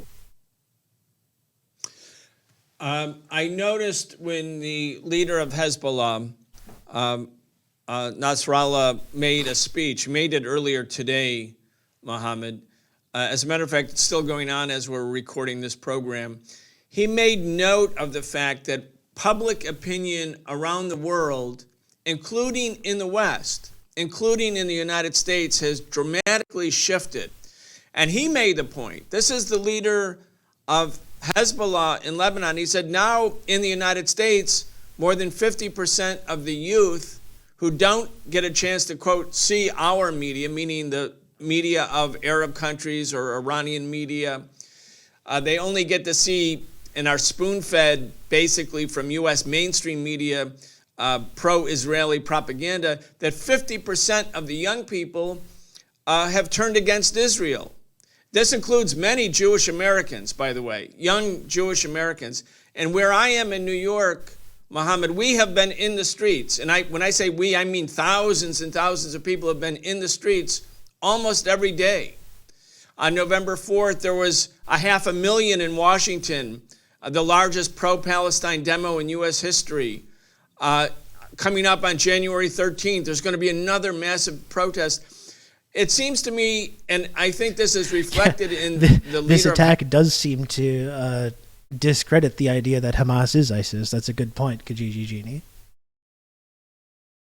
Hezbollah's comments that world opinion has shifted in a dramatic way, a very dramatic way. And as happened in the case of South Africa, when global opinion shifts, in this day and age at least, it matters. It matters. Anyway, from your perspective, you're in Iran. What's your take on all of that? Well, I would actually add that even in places like Iran and in other countries in West Asia, I would assume that the feelings towards Israel, the Israeli regime, have hardened. So while ordinary Iranians are already hostile towards the apartheid regime, now the hatred is much worse because the scenes that we've been seeing 24 hours a day, literally, and often live, they're just making people more outraged and more angry and more determined to end the apartheid regime. So the greatest catastrophe for the Israeli regime was not October the 7th. That was, of course, a major intelligence defeat, a major military defeat, and we now know that the Israeli regime murdered its own people. We know a lot of the propaganda that they've been putting out has turned out to be dishonest, the claims of rape, beheadings, and all that.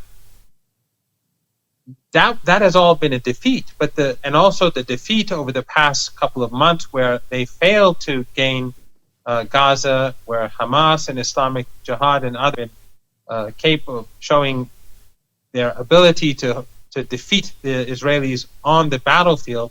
That is also very important. But the greatest defeat is the very fact that the Israelis have exposed themselves as genocidal. They've exposed themselves in what people in this region are calling a Holocaust. And they've created a hatred across the globe and in the West. And as you rightly pointed out, this is not about Muslims or Christians. This is universal. Some of the most important and most effective anti-Zionist voices today are young Jews. And they are at the forefront of the resistance against this racist, ethno-supremacist ideology. So the world has changed dramatically. Israel has been shown to be militarily weak. It has been shown to be weak with regards to its intelligence capabilities. Even if one was to believe that the Israelis allowed the attack to happen, it still shows the regime to be incompetent, incapable. It doesn't fix anything in that regard. But this regime that is now so widely despised across the region in the world. I've been to China twice since the war began, and the mood is very anti-Israeli. I've been to Russia, the mood very much against Israel, whereas it wasn't like this before. Societies were divided or indifferent in the past. So in the world today, as you rightly say, these things matter. And just as important is the fact that young people in the West are turning against the Israeli regime despite the propaganda. This, in my opinion, is the beginning of the end of the Zionist project. It cannot sustain itself the regime under these circumstances. And I think it is also proven, the I really events of the appreciate this past guy's 3 analysis. months, It's always really sharp. that the regime, the Israeli regime, its existence is detrimental to the interests of Western countries. It is detrimental to their interests because every single murder that's being carried out in Gaza, and the West Bank for that matter, or the terror attacks in Lebanon, or in Syria, or in Iran, all of these are harming the United States and Europe. All of these are, people consider the Americans to be the enablers of this genocide, the Europeans to be enablers of this genocide, the UK and the Canadians to be enablers of this genocide. So while the West is on the decline economically, Canada mentioned, while it has faced defeat in its war against Russia and Ukraine, it is now destroying its soft power, or already has destroyed its soft power, by supporting the Israeli regime. Let's go back to what might be speculative on our part. And, you know, it can't be more than speculative because we're observing and trying to assess and have perspective. But neither you or I are a fly on the wall inside the chambers of decision makers. So you have, on the one hand, Netanyahu and all we can do is from the speculate. prolongation of the war. And that's all I'm doing a lot of the time. I As think you pointed out, it's if worth the it to war speculate ends, on this. the culpability within Israeli society for the failures on October 7th and the subsequent failures will fall on Netanyahu. He's already a polarizing figure. His regime is the most racist, openly, explicitly racist and anti-democratic regime. So Israeli public opinion is already sharply divided. If the war ends tomorrow, Netanyahu is toast. He's gone. He's going to be removed and probably will stand trial and may very likely go to prison. So he has an interest in expanding the war. So the assassination of a senior political Hamas leader in Beirut, in another country, that potentially benefits Netanyahu because it expands the war. Let's just talk about the calculations of resistance forces inside of Lebanon. You have, of course, Hezbollah, which is a mainstream political force. For Americans who don't know this, it's not a shadowy small group. It's a major factor in Lebanese politics. You have the Iranian government itself, which is in solidarity with the people in Gaza and also has a relationship with Hezbollah. How do they look at this terrain, the geostrategic and military terrain, knowing that Netanyahu wants to expand and widen the war? Does that lead to restraint on the part of the Lebanese, restraint on the part of the Iranians, or are there forces that say, look, regional war in a way is inevitable, we have to prepare and ready ourselves for it? Anyway, I want to just get your thinking because every time, again, St. Lotus. We need to know what people in Lebanon are thinking. We need to know what people in Iran are thinking rather than just hearing the voices of U.S. Western media. Well, the Iranians have said that they're going to retaliate, and they're going to retaliate for the terror attacks that were carried out today, although it's not 100% clear who carried out the attacks. But again, and then the next fingers day, are pointing to Tel Aviv. Fingers are pointing to Tel Aviv, and then the next day, ISIS just pops up and says, oh, no, that was us, actually. Like, I'm sorry if people get upset that I find that a little suspicious. You know? I think it's worth it to ask that question, though. I think it's worth it to interrogate the idea whether there might be some connection.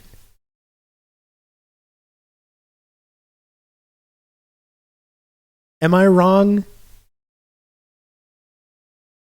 Phone rang. The answer: ISIS learned they were to eat the pin.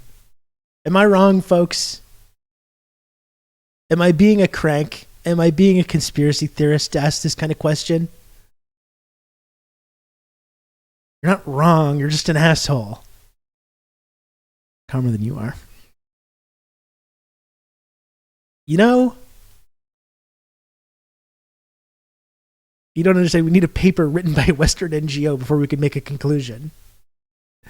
And as you'll notice, no one has said in either the tweet that I was talking about or any time, this is for sure the case. I do think it's suspicious, and I do think it's worth asking these questions. I think it's worth looking into. That's right. Is that so bad, folks? Is that so wrong?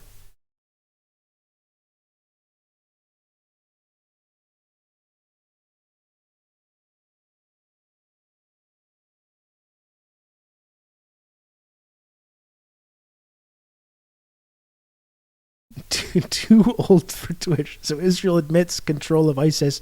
Half of that was a link. You are too old for Twitch, aren't you? I thought I was too old for Twitch. Did you just not listen to anything that I just said? You've been here for 40 minutes.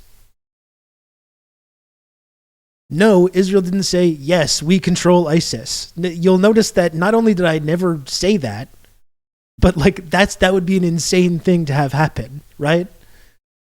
Like, you know that, right?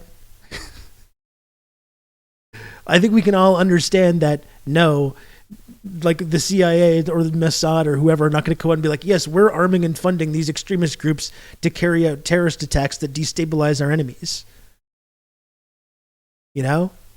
I don't think they have said that. I still think it's worth looking at this pattern of behavior and maybe asking certain questions about whether there might be some kind of link there.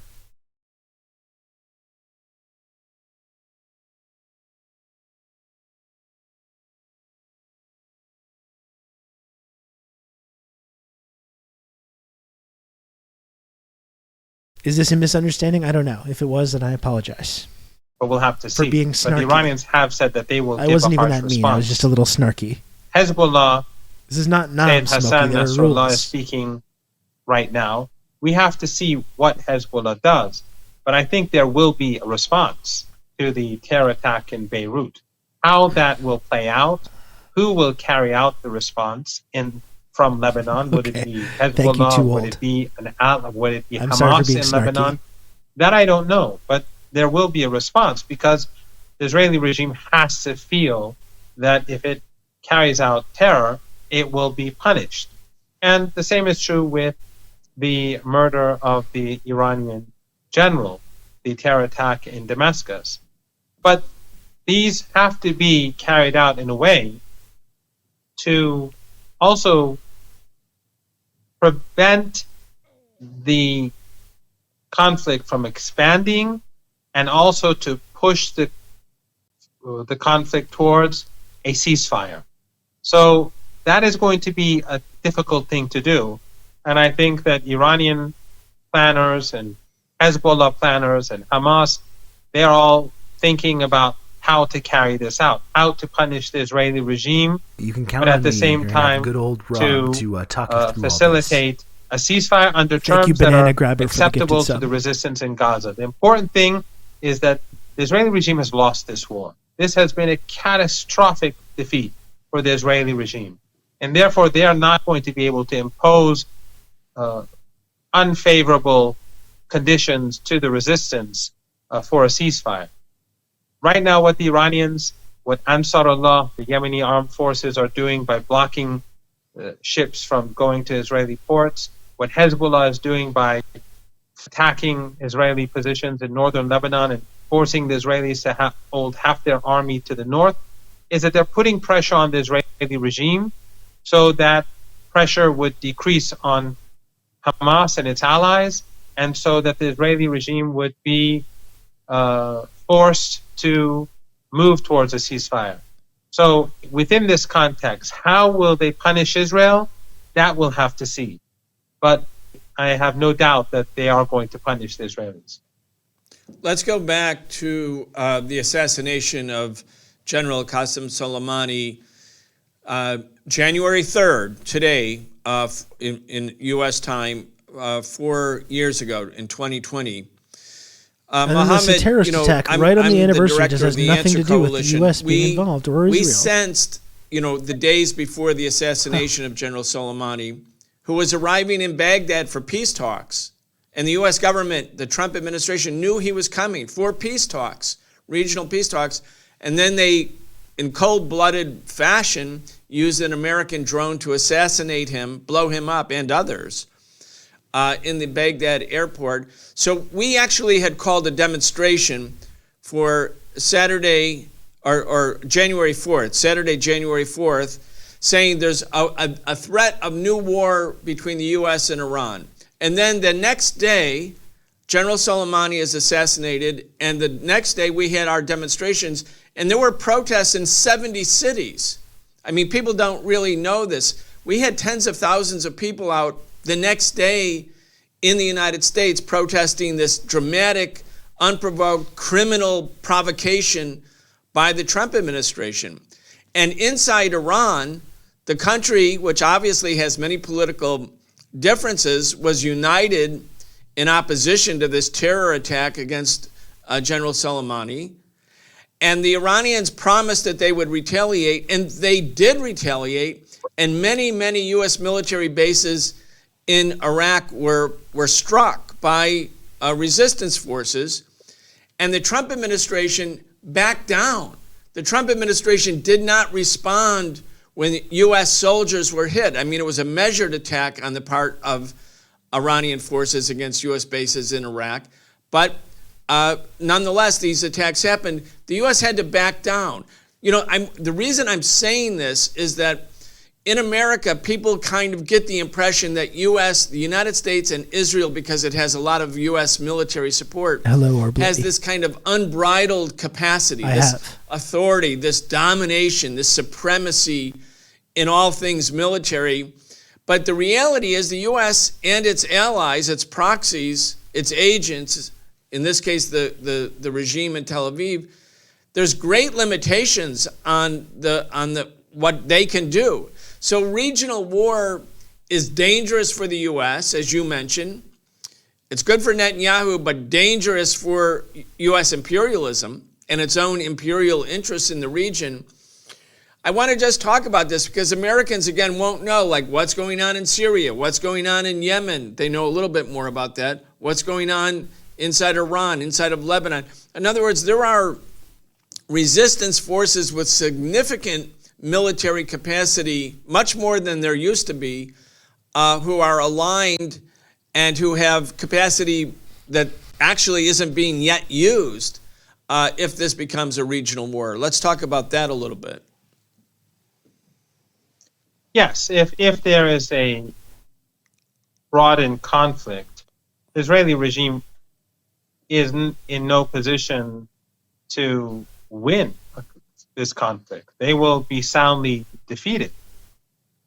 The defense capabilities that we have in Gaza, thanks to General Soleimani, the tunnels and the factories and all that exists that is beating the Israelis on the battlefield. And of course, the Israelis, out of rage and anger, they bomb women and children as a result. These defense capabilities are already punishing the regime in Tel Aviv. Imagine what sort of capabilities exist in Yemen today. And imagine the underground facilities. Yemen, which is not surrounded like Gaza. Imagine the capabilities in Lebanon that Hezbollah has. Imagine the capabilities in Iraq and Syria. And of course, there are the capabilities of Iran as well. So the only thing that the Israeli regime could do is to draw in the United States. But the United States cannot win a war in this region. The United States is already in conflict with China. It is at war in Ukraine by proxy. And the economy is on the decline. You have internal problems with the upcoming U.S. presidential election. I think that's just how he talks, Doormat. The situation between Trump and the Republican Party and Biden's health. The United States is in a very difficult situation. And if there's conflict with Iran, the United States can't win. The United States has bases on the other side of the Persian Gulf. If there's conflict, those countries will all be seen as hostile. And therefore, their gas and oil installations will be destroyed. And that would lead to a global economic meltdown. And of course, Iran also has major capabilities, military capabilities to strike at American targets. And then there's Yemen, and then there's Lebanon, and then there's Iraq. The Americans would be expelled from Iraq and Syria. This is not one country. This is a coalition of resistance forces across West Asia that would ultimately throw the Americans out of the region. So the Americans don't want this. They have enough trouble as it is. They're constantly waging different wars while China is being peaceful and trying to develop its economy. The Russians are winning in Ukraine. This would be, the least that I could say is that it would be highly damaging for the regime in Washington. And it could be more than that. So Israel wants the United States to get involved in war. And the United States knows that it would be and a I think all this analysis is totally mistake, sound. if not a catastrophe, for it to enter the war. Which is and why this I goes think back it's to totally reasonable to speculate on what just happened in Iran and Israel's possible involvement in that. The point I was saying earlier, that the Israeli regime, its existence is detrimental to the interests of the United States and to the interests of the West as a whole.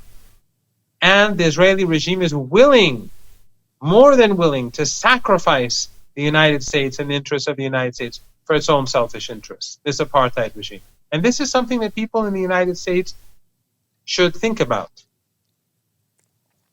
There are right-wing members of the Netanyahu cabinet who have said in recent days, look, Israel is no longer a star on the American flag.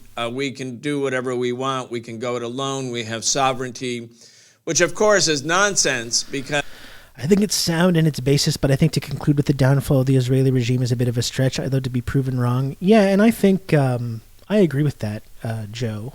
But I do. There's something to the idea that it's like as a result of this war, it's both Israel and the U.S. and its Western allies like Canada and the UK have become increasingly like isolated and are more than ever being viewed by the rest of the world as this like extreme sect that's like promoting this mass murder and ethnic cleansing against the wishes of everyone else around the world. So I think there is a sense that like there can't be this like return to like normalcy, and like I don't think there's a, I don't know if that's really a possibility for Israel. So I think that's why some of the thinking might be that like this needs to just continue to escalate and expand, in order to preserve our whole project here, because its legitimacy has been destroyed so much over the last few months, So, you're right. I think that it is really optimistic to think like, oh, it's on its last legs. Like, I don't know if I necessarily believe that as well. In the same way we talk about the decline of the West or the decline of the U.S., which I don't think is going to happen anytime soon.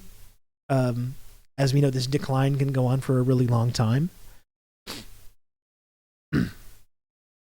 But yeah, like I agree with what you're saying. I do think it is optimistic, but there is something to the analysis though, and the way that like there really can't be this return to normalcy.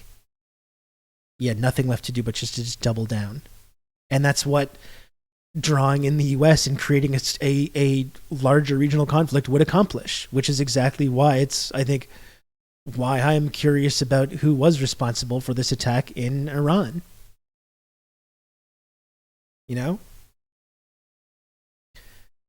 Considering as well, it's like they've lied so much just in the last couple of months about attacks on civilians and attacks on refugee camps, attacks on hospitals. They repeatedly lie over and over and over again. And it's like, after that, I think it's pretty reasonable to ask whether this is another one of those lies where they don't want to outright take credit for a terrorist attack that kills 100 civilians in Iran. They want a kind of plausible deniability.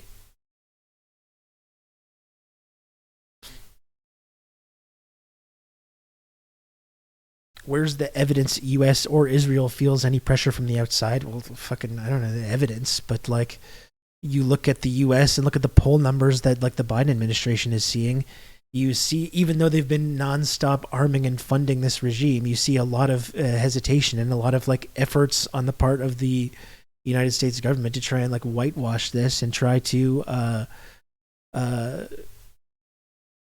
maneuver away from this kind of criticism that they're getting. The UN votes is another example, like of the pressure from the outside.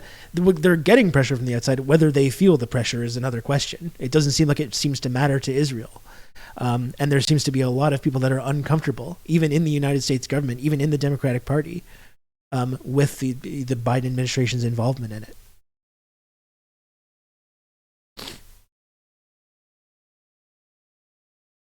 Yeah, the increased costs of shipping, like all the pressure with the Houthis and the Red Sea and all this stuff.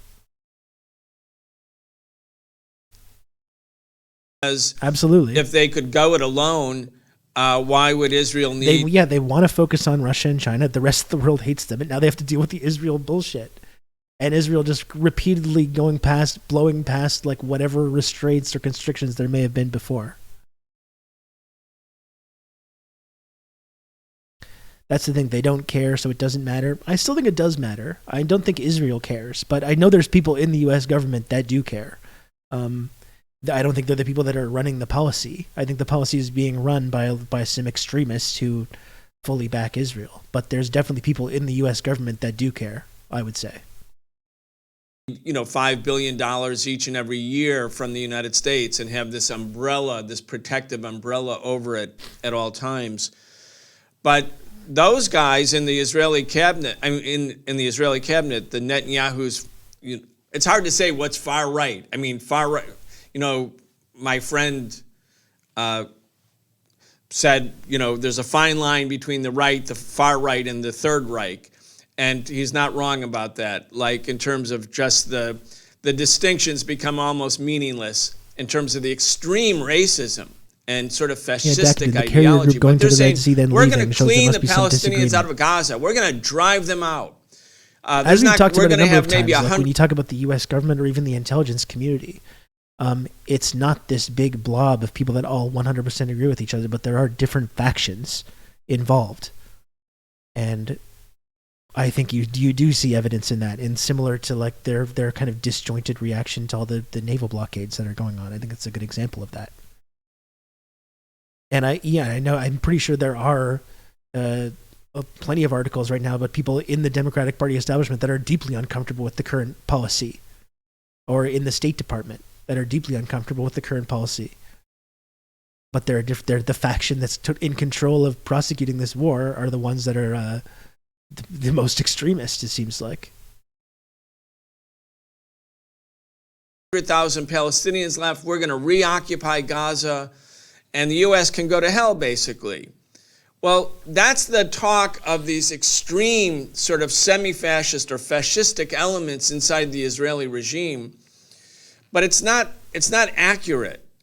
And here you have seemingly wiser heads within the U.S. establishment. Say Barack Obama, for instance, who said in 2011, we need to pivot to Asia, meaning not be bogged down in endless war in the Middle East, because as the U.S. was bogged down in Iraq and with Afghanistan and South Asia and elsewhere, China was rising peacefully. And the bigger prize, the bigger problem for the United States was China. So Obama, geostrategically thinking, said, let's pivot. But here we are, that's 12 years ago where Obama said that. Again. And the U.S. is still bogged down. The U.S. can't leave or isn't leaving. And you have Biden, who's about to lose the presidency. I mean, because people are not going to vote for Biden. Young people, Arab Americans, lots of people who would have supported Biden in the past, they're not going to vote for him. But the U.S. government seems stuck. They don't want Israel to expand the war. They want a ceasefire, that's what they say. But in all ways, they go against what they say. In all ways, they say, no, Israel must win. Israel must win, even though Israel can't win. Israel can't expel 2 million Palestinians from Gaza. But the Biden administration seems utterly incapable of taking the next step. Anyway, maybe that's transitory. I want to get your sense of it. Will the Biden administration actually do something? Or will it continue to be tied up by Netanyahu? It's very difficult to say. Netanyahu, as we speak, is doing whatever possible to escalate the war through the terror attacks, whether it's Iran or Lebanon or Syria. And the United States government seems incapable of forcing him to change course, or unwilling to make him change course. Or maybe they're divided and some would like him to continue down the same road, and other elements within the U.S. government think otherwise. At this stage, it's hard to say where things are going to go. But the further this expands, the more catastrophic it is going to be for the West. And we have to keep in mind that anyone who supports the West is going to lose. Any government in the region that supports the West is going to be weakened as a result of this. Or any government that has good relations with the West is going to be hurt by the catastrophic situation. Even those who claim to support the Palestinians, like Erdogan in Turkey, people in Turkey are attacking him for doing nothing to cut trade with Israel or to stop the oil that's flowing from Baku through Turkey to Israel. It is harming all politicians that don't take a harsh stance against the Israeli regime. And this hurts the United States. The United States has lost its soft power. It is despised across the region in a way in which I've never seen before. And the Americans don't seem to be able to make a decision as to, one way or another. Are they going to openly support Netanyahu and expand the war, or are they going to pull on his leash? Or are they going to pull him back? We don't know. But what we do see is that Netanyahu, this fascist regime, is openly talking about ethnic cleansing, and they're openly saying that they're going to kick the Palestinian people out of Gaza. So far, which like, while they're saying that, you have people in the State Department of the U.S. being like, "We disagree. Don't say that," which is probably even more example of the way that they are feeling that kind of pressure.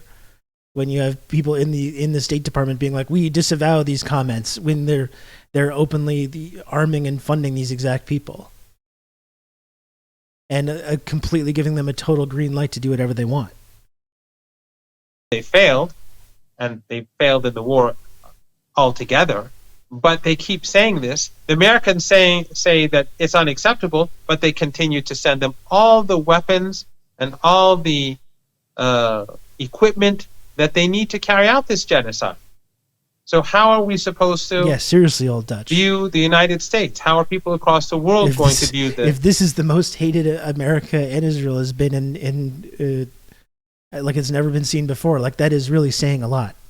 Like, it's not like up to this point America has been popular in this region. So yeah, that's really saying something. United States. At best, the United States is seen as incapable, but I think it's increasingly seen as hypocritical. It is seen as complicit in crimes against humanity, in genocide, in what people here call a Holocaust, but it's pretending there were vague rumblings of discontent there. Yeah, has a different position than Israel. Whatever the facts are, this is how the United States is being seen across the globe, and in particular how the United States is being seen in West Asia, in North Africa. So again, I stress, it does seem like the empire this is weaker is than it's ever been. Not just a historic defeat. Like we were saying yesterday, it's like they can't, even when Russia rises to the provocations and Russia says like, okay, you want a war? Okay, here, we're going to give you your war. And then they can't even defeat Russia there. Even when they drag Russia into this like quagmire that it seems like some of them wanted. And they can't even, and still Russia achieves its objectives. And then on top of that, then they've got this Israel situation unfolding. And then there's this whole faction that also wants Taiwan to be the next flashpoint, when they can't really be feeling too good about that now either, when they can't even accomplish their objectives in Israel or Ukraine. for the Israeli regime. This is a historic defeat for the West, the collective West. And this will be remembered for decades to come. This is not an ordinary Holocaust. This is not an ordinary genocide. This is being broadcast on live, effectively online. People are seeing massacres take place immediately after the event. They see it happen online, live sometimes. And then simultaneously, they see how Western leaders oppose a ceasefire, or how Western governments are facilitating more murder. We've had Holocausts before in the past. We've had genocide throughout history. But this is the first time that we're seeing it literally live. And the impact of this is enormous. And the negative impact for the West is extraordinary. I cannot describe how bad it is for the United States. Even those elements in Iran that are pro-West, or those people in Iran who say we must compromise with the West, they're changing their position. They are saying, how can we deal with? How can we come to any sort of compromise with this sort of regime? If the Americans are going to do this to the Gazans with the Israelis, then how can we ever have an agreement with the Americans? Whenever they have an opportunity, they'll do the same thing to us. I'm so glad you mentioned the fact that people are witnessing the genocide in real time. This is something new, Mohammed. I'm really glad you made this point, because there's a lot to understand about how consciousness impacts politics in the modern era. And consciousness used to be, for thousands of years, shaped mainly by religious institutions or the monarchs who said that they were the voice of God, that they had a divine mandate. But as society has evolved and as the technology evolves, people have access to be able to see things for themselves. They don't need the filter that used to exist for whoever the ruling class was in a given society.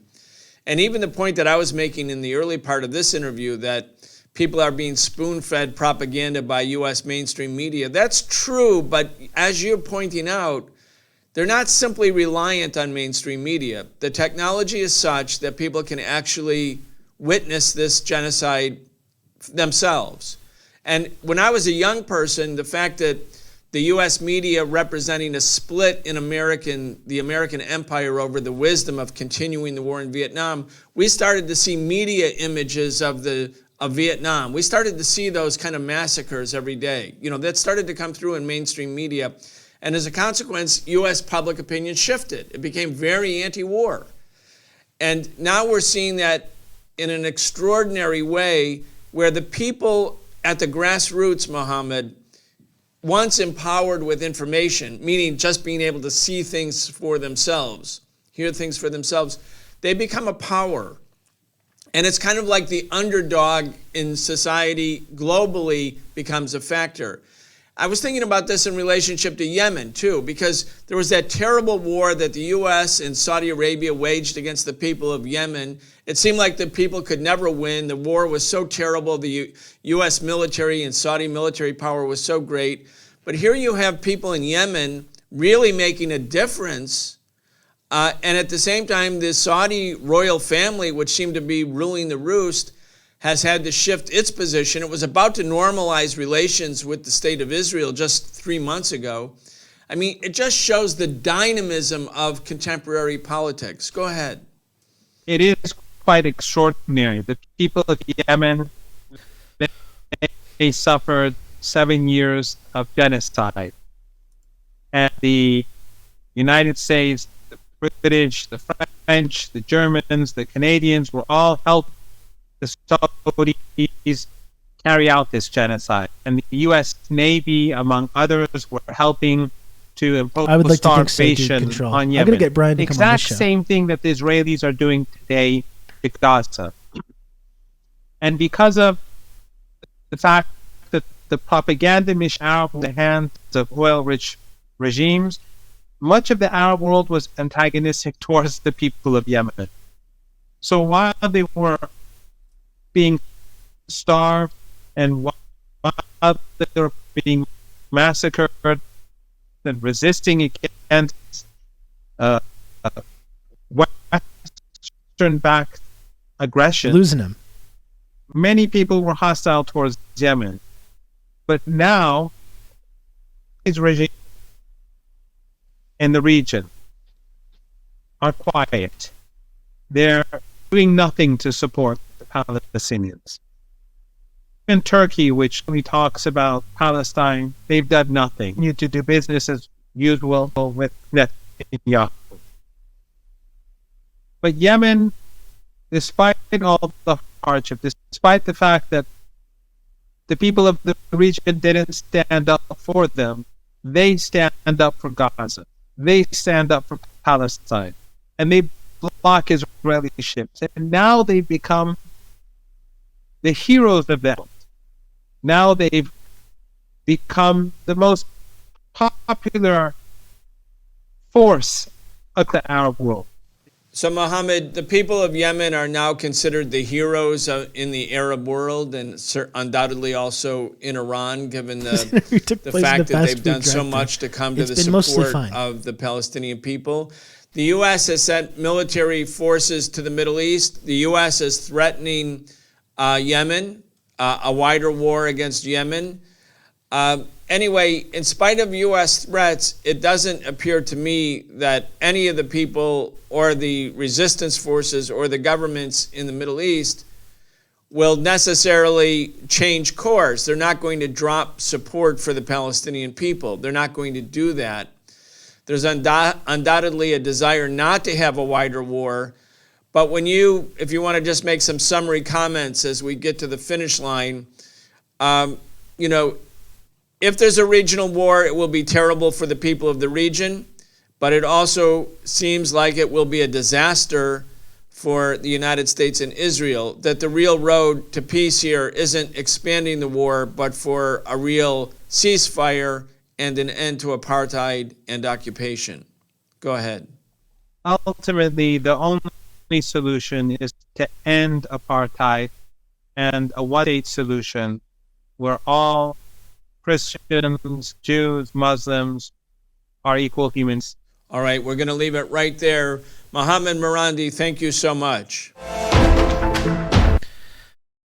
That was great stuff as usual from Brian Becker. Again, please support the work that Brian does as well as the rest of the Breakthrough News crew. There's the link in the chat if you want to check that out. Please make sure you're subscribing to their content because it's been such a valuable resource for us over the last couple of years while we've been talking about these issues.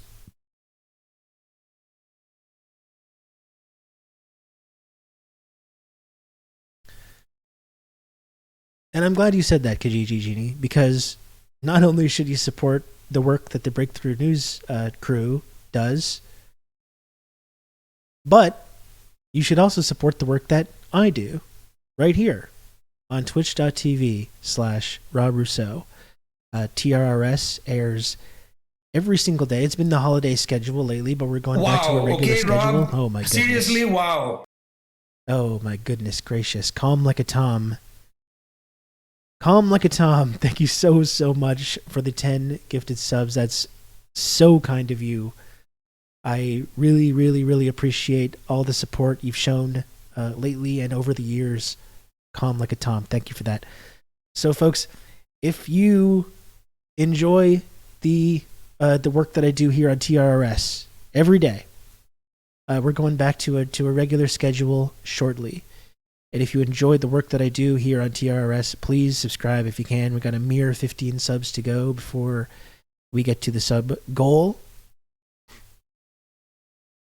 If possible, if you can, please subscribe. You can subscribe completely free of charge if you have an Amazon Prime account, which you can convert to a Twitch Prime sub, which supports the channel completely free of charge for you. Every little bit helps, and it's the only way that I'm able to continue doing this show is through the generosity of the community members.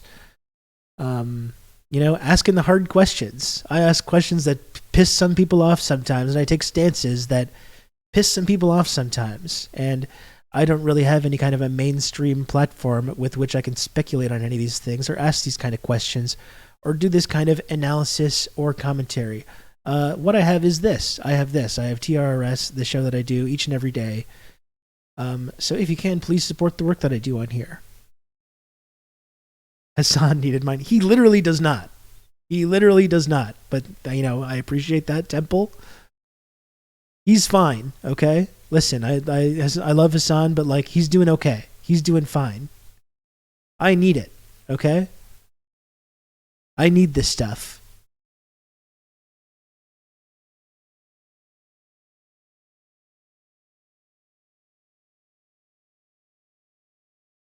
You can count on me. You're going to have good old Rob to talk you through all this.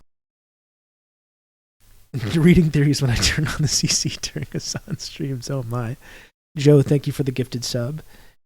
And can you summarize the Epstein list and what does it matter? I mean, I haven't really taken a strong look at all the different names that are being released right now. I think it matters because it shows that a lot of the people in our ruling class, talk you through all this. Very powerful people in the Western ruling class, were involved in like a child sex trafficking ring. I think that matters across the ideological spectrum. Members of both parties. Very powerful people, members of the British royal family, former presidents of the United States. So I think it matters on that level. I think it matters on the level of understanding the ways that Epstein and Ghislaine Maxwell, who was helping traffic these young women in order to be abused by these powerful people. Were they doing so as part of an intelligence network gathering compromising information on these powerful people? There's links between Mossad and Ghislaine Maxwell. There's links between the CIA and this Epstein ring. We know that procuring this kind of compromising information is a main strategy of these intelligence networks. So I think we should be probably asking critical questions about that as well. And I think that matters as well. There's working alone. That's right. There's working alone. They're the lone gunman theory of the powerful child sex trafficking ring. Mercurial Shroom 420. Thanks for the gifted sub. I really appreciate that. That's kind of you. Thank you. And we're a mere 13 subs away. Is 13 more subs possible to get to the sub goal? That is the question. That's the question that we should be asking right now. What do we think? I think we can do it. You've just become an elite member of the Friendship Triangle. Oh my goodness. Ben Bang Boom, thank you for the 5 gifted subs. Ben, very much appreciate that. That's really generous. Ben Bang Boom, thank you so much.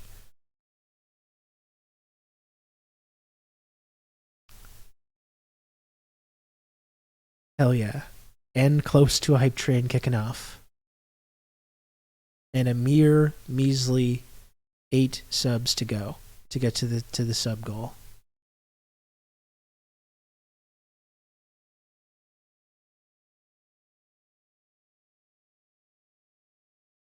You can count on me. You're going to have good old Rob to talk you through all this.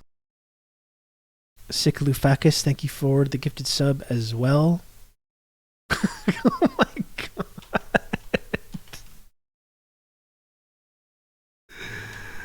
Wow. I don't think it is like this, actually.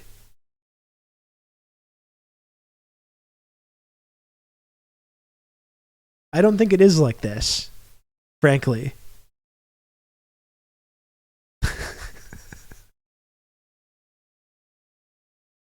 I literally think that it's the opposite of this. I think it's the opposite of this image, actually. No, it's accurate. Okay, that's good.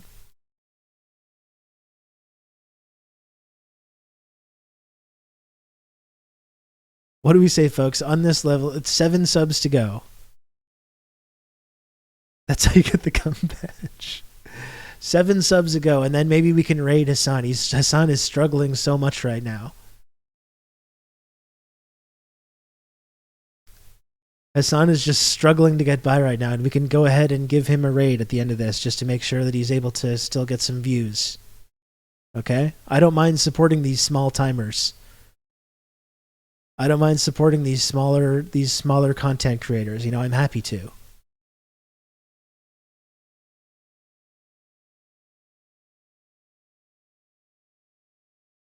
Just a pity raid. That's right. These up and comers. Absolutely. 20 seconds left of this hype train kicking off, folks, and only 7 subs to go. Are there 7 brave heroes?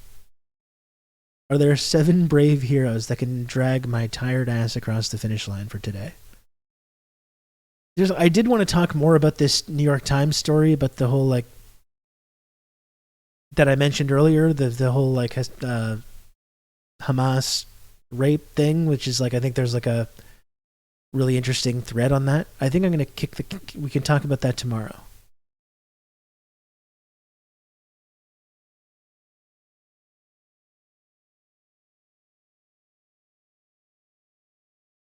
You can count on me. You're going to have good old Rob to talk you through all this. Baldwin, thank you for the 2 gifted subs. That's really kind of you. I really appreciate that, Baldwin.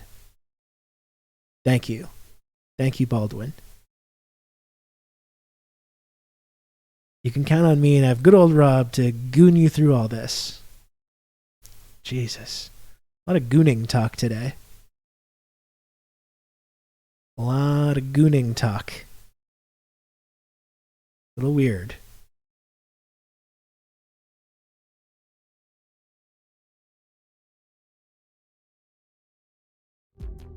This is a family-friendly show, please.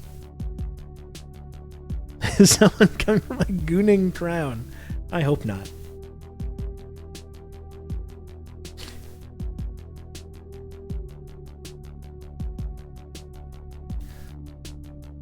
What do we say, folks? We got 5 subs left. A measly 5 subs. That's so close to the goal. It's so close. It's tantalizingly close. It's agonizingly close. Bilbo Gaggins. We were doing a lot of that. There was a lot of wild Lord of the Rings goon talk going on New Year's. The sparkling wine was flowing.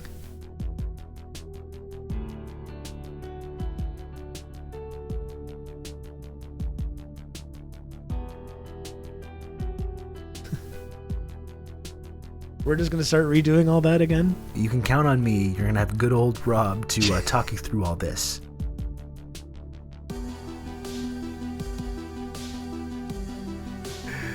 Kijiji, thank you for the gifted sub to Gooning Master.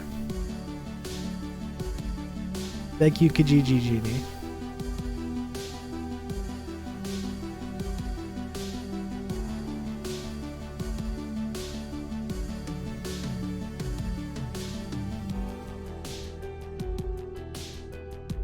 There's no goons in this community. You've just become an elite member of the Friendship Triangle. Family-friendly community. Curse Sam Sider, thank you so much for the 5 gifted subs.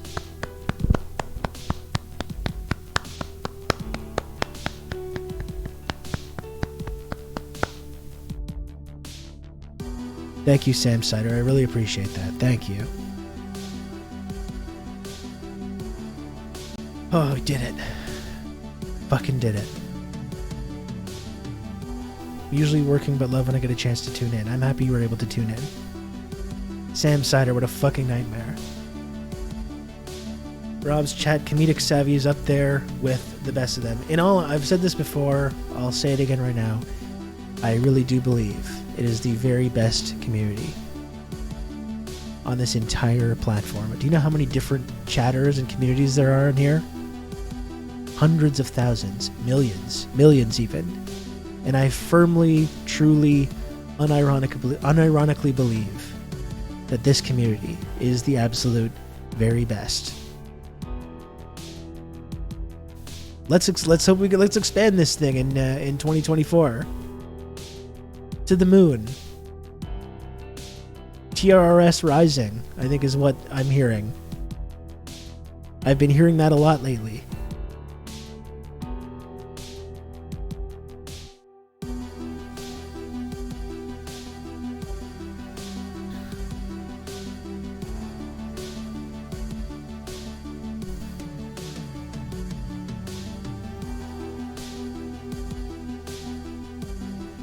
Followers are known as gooners. No.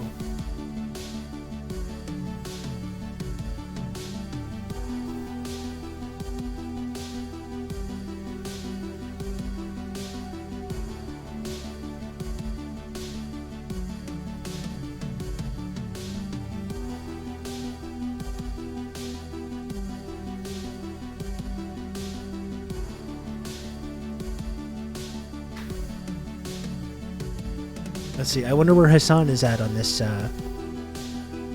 whole ISIS terrorist attack in Iran, and whether that might have something to do with Mossad or Israel or the CIA.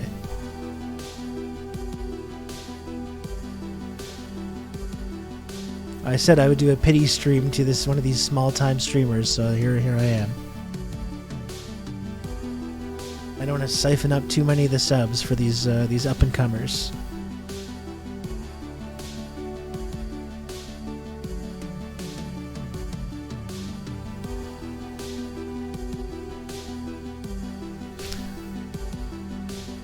I'll be back tomorrow, okay, folks?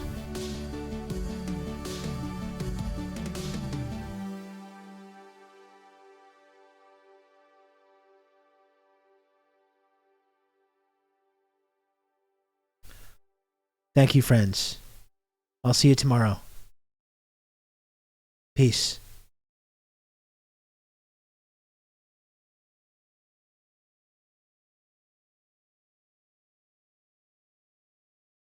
Did I do the raid? I don't know. I wasn't looking.